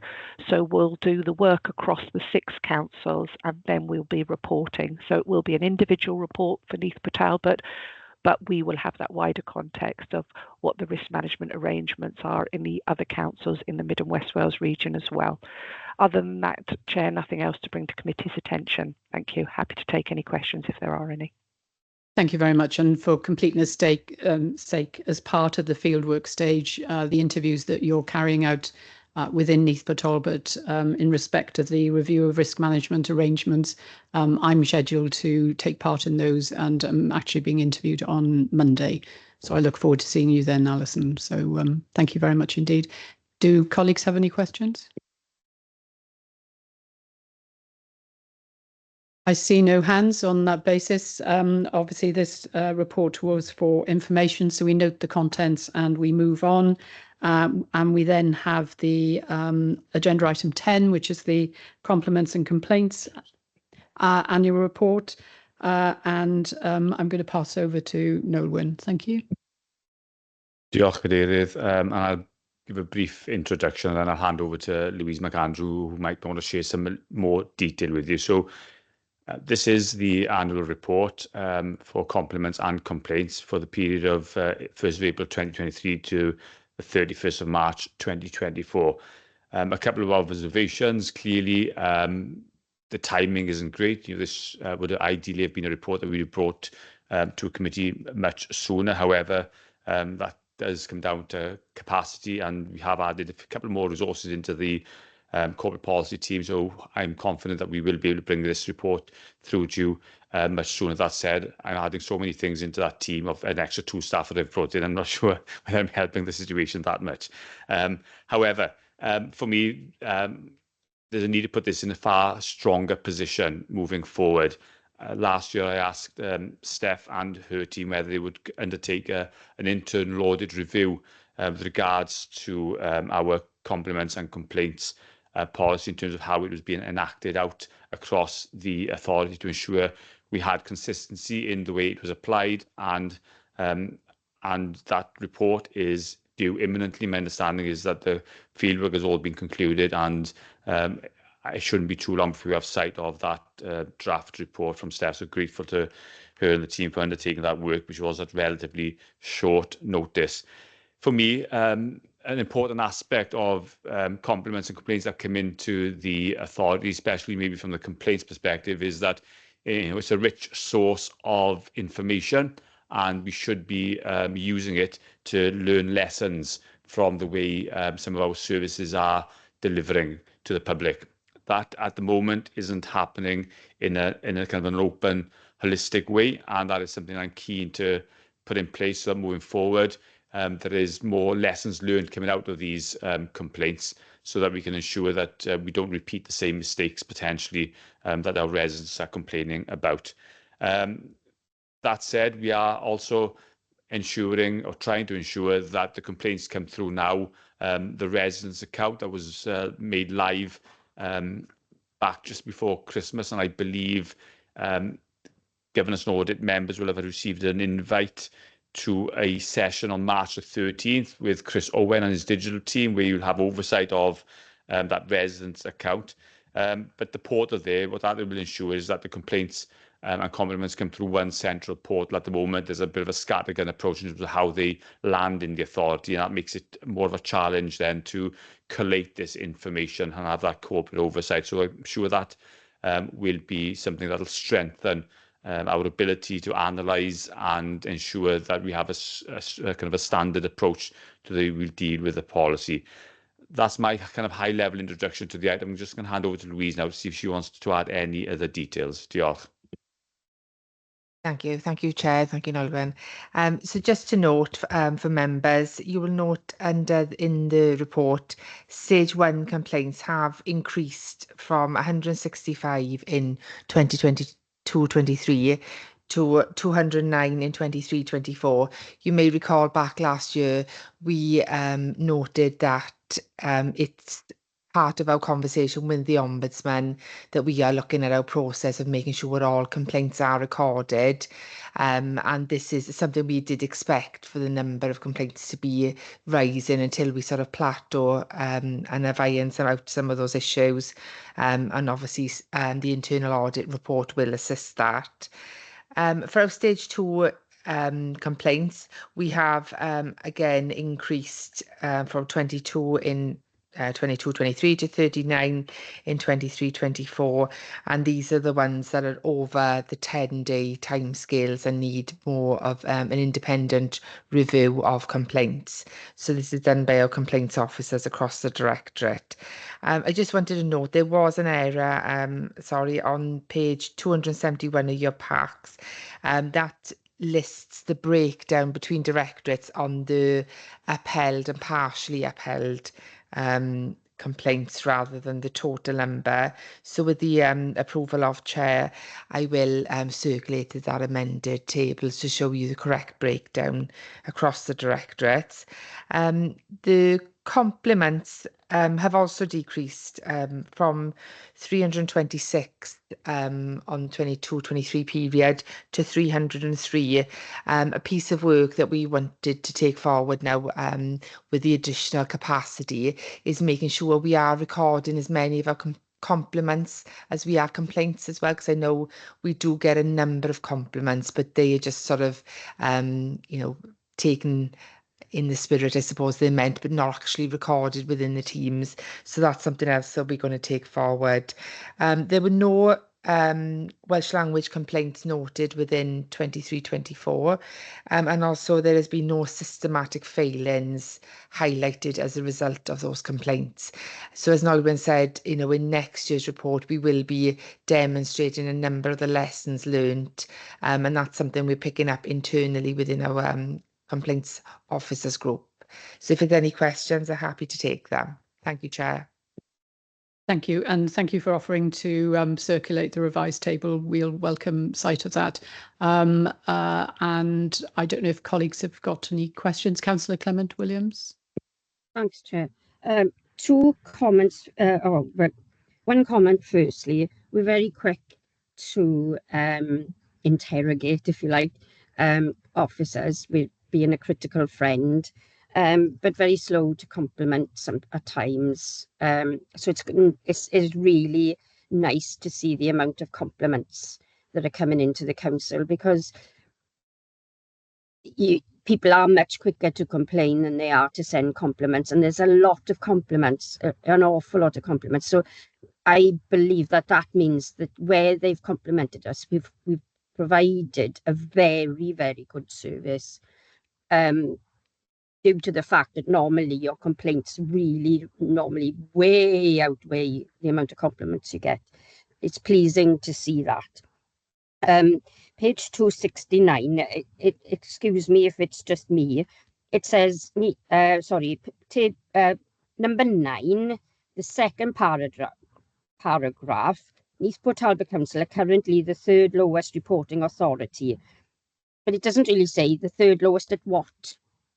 Is that in the amount of complaints, or that we don't report to them often enough? That's number 1. And I've got another question then.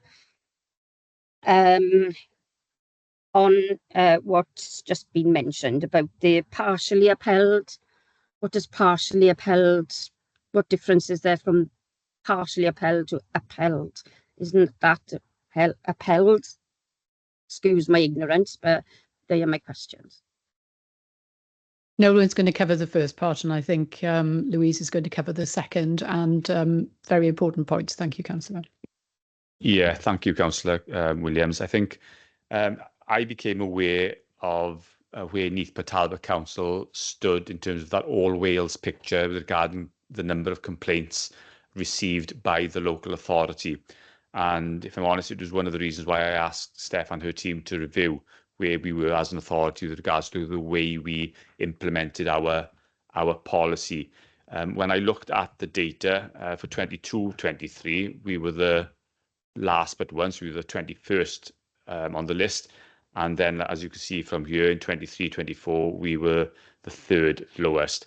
I think when you drill into the data and you look to compare us as an authority against comparable sized authorities, we are very much out of kilter with the number of complaints that we are reporting. And that, to me, was a bit of a red flag as to something might not quite be right, and hence why the review has been undertaken by internal audit. And I'm sure there will be recommendations coming forward that will allow us to strengthen our ability to capture correctly these reports, these complaints, and to ensure that we have an open and transparent approach to the way we deal with complaints. And it's been mentioned already, because that gives us a rich source of data to ensure we can put some service improvements in place moving forward to ensure that we don't have a repetition of complaints continuously year after year. Diolch. I'll hand over now to Louise, Chair, if that's okay for the second part of the question. Diolch. Thank you for your question, Councillor Clement Williams. So the partially upheld is where there is, we've sort of taken responsibility for part of the complaint that's come in. So there is obviously more work to do on our part, but we don't fully accept the whole of the complaint. So does that clear that up for you? Yeah, kind of. Yeah, I can see that. Yeah, now. Yeah. Okay, thank you. Thank you, Chair. Thank you very much. I suppose in a way, and I totally understand what you've just said, Louise, and obviously Councillor Clement Williams is happy with that. But in a way, you then have to report it further down the line to say what the outcome was, because if you're doing further work on it, there must be another stage into the process. It's just a comment for consideration, that's all. I think in terms of the Ombudsman and the way they look at partially, so they no longer accept partial upheld in the reporting. So I suppose that's something that we need to look at. But obviously we believe that there is not always a full complaint. There are sort of areas that we need to sort of accept our responsibility and not. Thank you. Mark, your hand is raised. Yeah, just a quick one. I think just with this sort of report, although it's not hugely detailed, you kind of have to read through it to get to the themes. So I think the format of a number of other papers in the set today do have that executive summary. So I think just a note for future. It's alongside the purpose of the report, probably if you can signpost the headlines in terms of performance and compliments and complaints, then it kind of better directs you to whether you want to go into it and look into more detail. But as I say, just something to consider for the future. I think it's safe to say that officers are nodding at that, Mark. So I think that's a point very validly made. Any other questions? If not, oh, sorry. Thank you, Chair. I think one observation first, just to follow on what Mark said. I think he made a very interesting point. It was a question I was going to ask about. There were no systemic failings identified. So I think that would be really good to bring out in the report front and centre, or any thematics that do arise. But that's observation for future. I did have one question. To my reading of it, so straddling pages 270 and 271 of my pack, para 13, it says 40% of complaints which hit stage 2 are upheld in some format, either fully or partially. And that seems quite high to me. So, does it suggest some weaknesses in the way stage 1 complaints are handled at stage 1, and that there's been an opportunity missed to resolve them more quickly and potentially more cheaply? I think it is the time scale is a big part of that, due to the 10 days, and then we have then reporting following that 10-day period. So I think a lot of information needs to be gathered from obviously a variety of sources to get back within that 10 days. So I suppose some queries, some complaints can be covered off in that short time, but when there's more investigation needed, so that's, we are spanning into that stage 2 area. But again, I think that's where we need to be pulling out those lessons learned. And I think as well, whilst we are breaking down the directorates, we're not actually looking into the detail of what the complaints are. So I think that would perhaps reflect a little bit more on why they're going to stage 2. I think, with some of the social services ones, you could probably see why we are at a stage 2 because of the detail and complexity of those cases. So does that answer your question? Yeah, yes, it does. I think that's helpful. So, and if I'm understanding you correctly, the complexity will lead to an amount of time. So there'll be a natural run rate which falls into stage 2 anyway. But it might be interesting to compare how Neath Talbot compares with other councils as well, because I would assume they're up against exactly the same difficulties as you. Yes, that's definitely something we can bring forward in future reports then. Thank you very much. If there are no, Councillor Clement Williams, thank you. Yeah, on the back of that, so if it's around timescales, do we send a holding letter if we know we're not going to respond, or if we have, or if the time is coming up to the time when we should respond and we haven't got the information? Don't we send a holding letter? Wouldn't that? To be honest, I'd like to know the difference between stage 1, stage 2, etc. Thank you for your question. The difference between stage 1 and stage 2 is the time scales, and obviously it's 10 days up to stage 1, and then obviously following on from that, they progress into stage 2. For some areas, they will know, for some complaints, they will know straight away that it's going to take a longer period of time, so they will write back to the member of the public who's complained to make them aware that it's going to take them longer to look into that complaint. But generally, a holding letter does get sent across the directorates to inform them of the timescale that it's going to be needed to take. For some of our customer services complaints, they are dealt with, on the same day. So, we are able to confirm a response has been given and close that complaints within a day. So I hope that answers your question.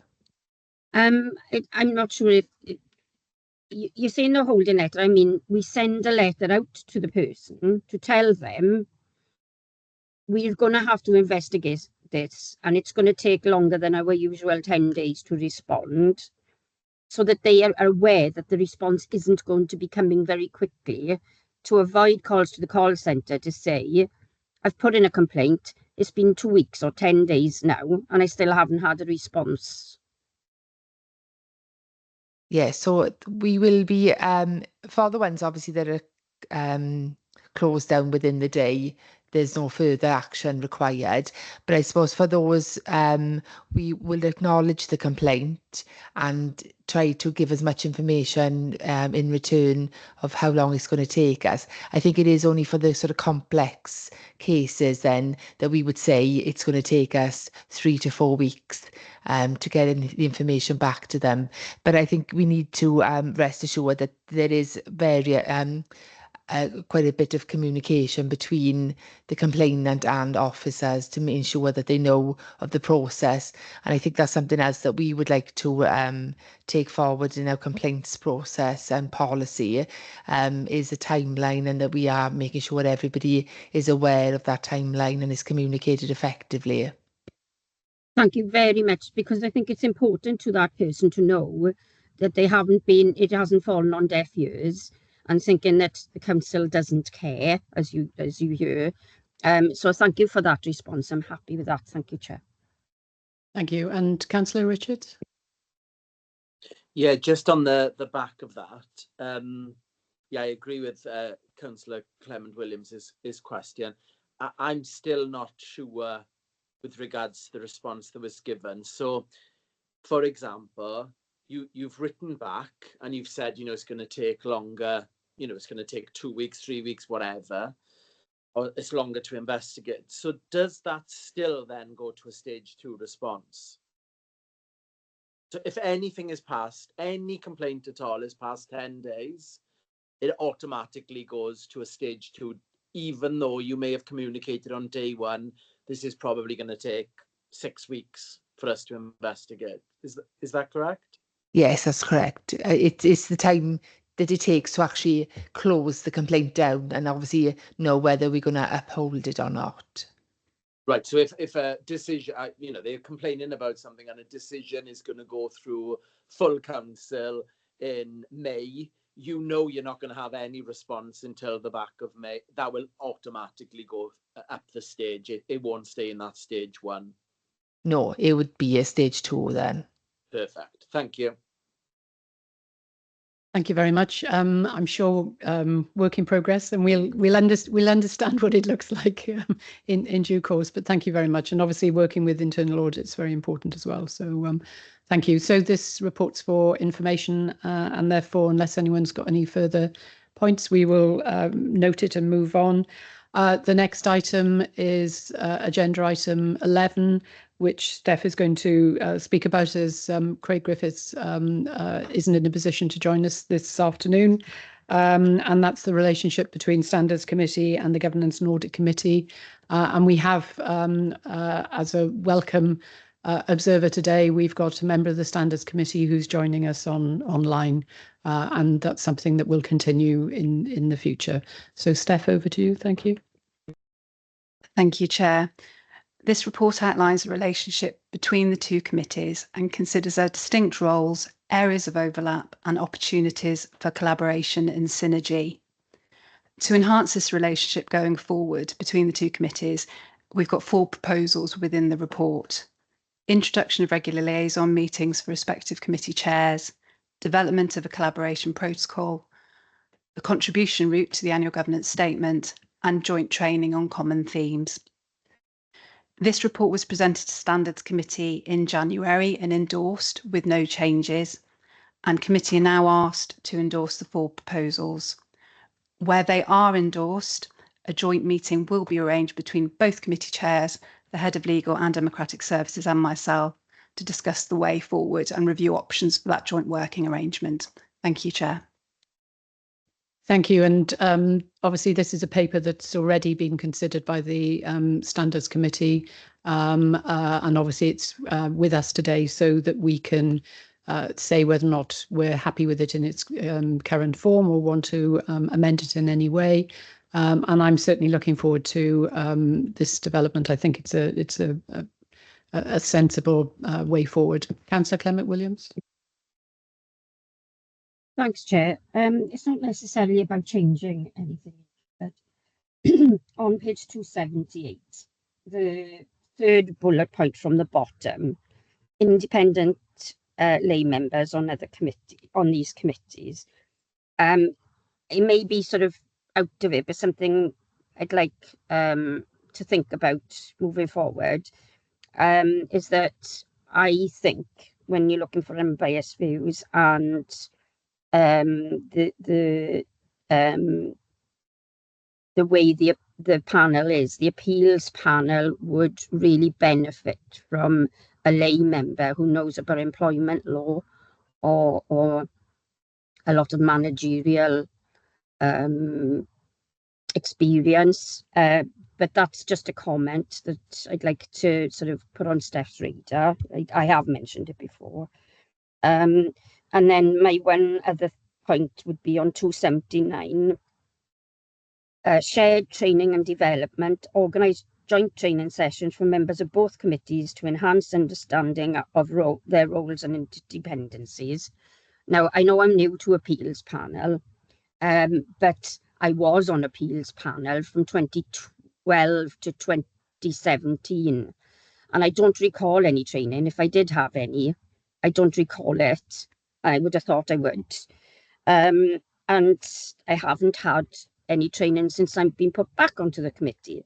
So it is there training, because I haven't received any, and should there be a refresher? Certainly training was something that we were discussing very frequently, and certainly towards the back end of last year, we were having conversations about early training for Governance and Audit Committee in early 2025. Obviously, early 2025 is where we still are, but it hasn't yet materialised. And I think it's an absolute imperative that we do get training, because the expectations that we need to ensure that we deliver against are quite large for this committee. And it is seen to be a fundamental part of the work of the local authority. So again, I don't know whether any idea of when that training is going to take place, any thought has actually been formulated yet, or whether it's still early 2025, Steph?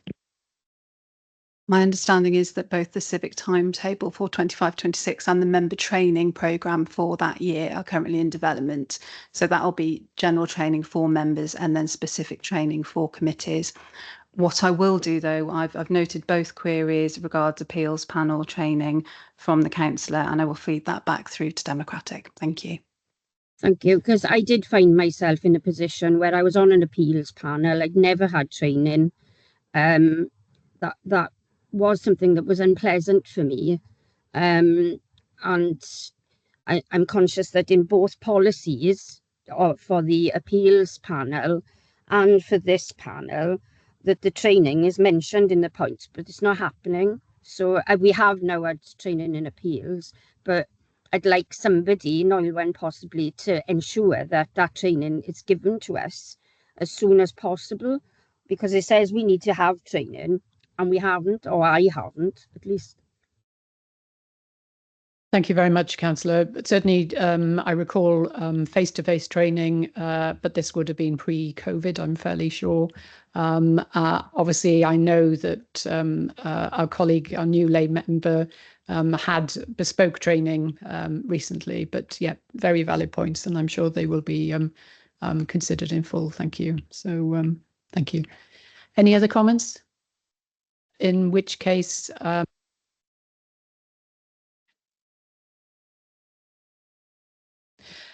so we need a proposer and seconder for this set of papers. Are we content that we're happy with the document as it is set out? I'm happy to propose, Chair. Thank you, Councillor Clement-Williams. And a seconder, please. Second that.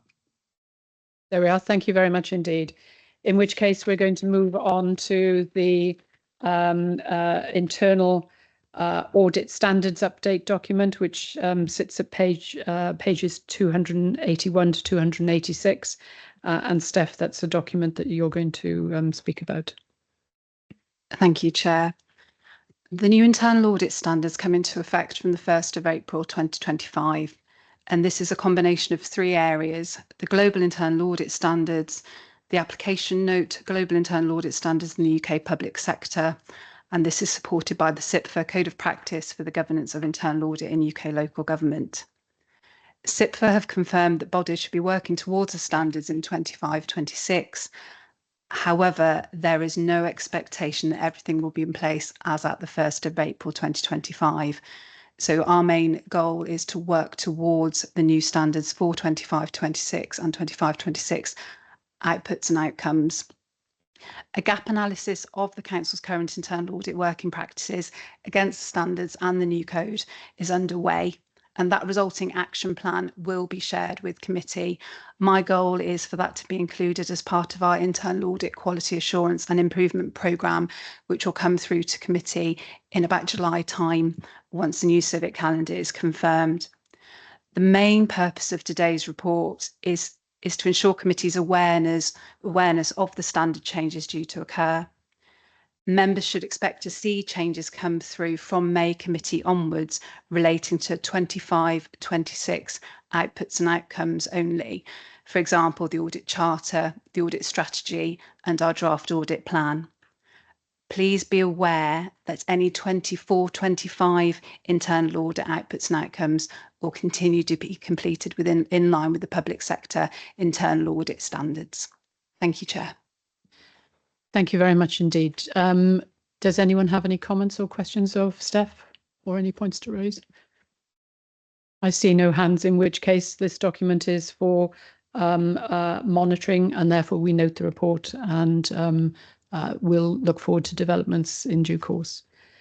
Thank you very much. We've then got another document that the Internal Audit Manager is going to speak to, and that's the Internal Audit Update Report 2024-2025.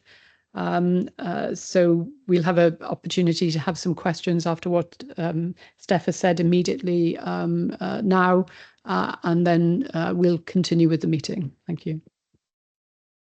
Thank you, Chair. This is the second report for 24-25 to date. It confirms the position as at the end of January 25 and reflects a continued strong level of delivery from the team across internal audit, consultancy advice, post-audit review, counter-fraud and investigations. Within Appendix 1, you've got 13 audit outcomes that have been reported between November and January. And Appendix 2 confirms position against the approved plan as at that point. 2 areas to flag. Within Appendix 1, we have 1 limited and 1 no assurance outcome.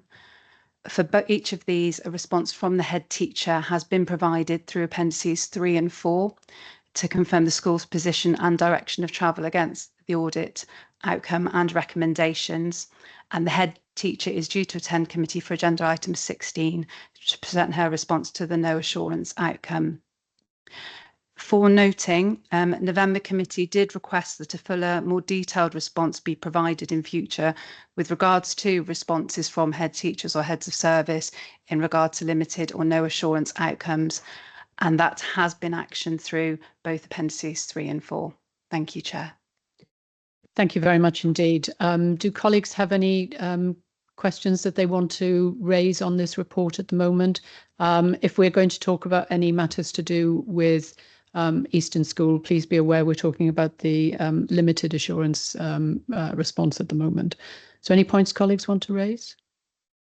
Mike, thank you. Can I just double check with Steph, how confident are you that you'll complete the full body of work by year end and have a meaningful body to provide an annual assurance opinion? Thank you for the query. My goal, so audit plans, they are flexible and they will change with each committee. We have a draft plan approved at the start of the year, and that will shift straight away with risk changes, priority changes, etc. My goal and my team's goal is to ensure that we have at least 85% of the confirmed work deliverables completed by year end. and I believe we will deliver that, and that will enable support of the head of audit annual opinion at year end. But as always, what you'll have is with audit work, it won't just cut off as at 31st of March. You will get quite a few pieces of work where we're starting them this quarter. They will straddle year end, so that will reduce the opportunity for 100% delivery. Thank you very much indeed. And I was pleased to read in the report, Steph, that obviously you're going to have a full audit team cohort from March 2025. That's very pleasing. Not the case as it has been in many years past. And obviously we've got a member of the audit team observing us today, and well, to say welcome to you as well. Thank you. So, right, any points anyone wants to raise about the various reports contained in this matter document? No? In which case, we are going to continue the meeting, but we're going to move into private session. So access to the meeting is going to be restricted, and this is that members of the public are excluded for a number of items of business, which are likely to disclose information for which they members of the public should be absent, and that's in respect of the Local Government Act of 1972. So we're going to stop recording for the moment, and we will go back into public section in due course.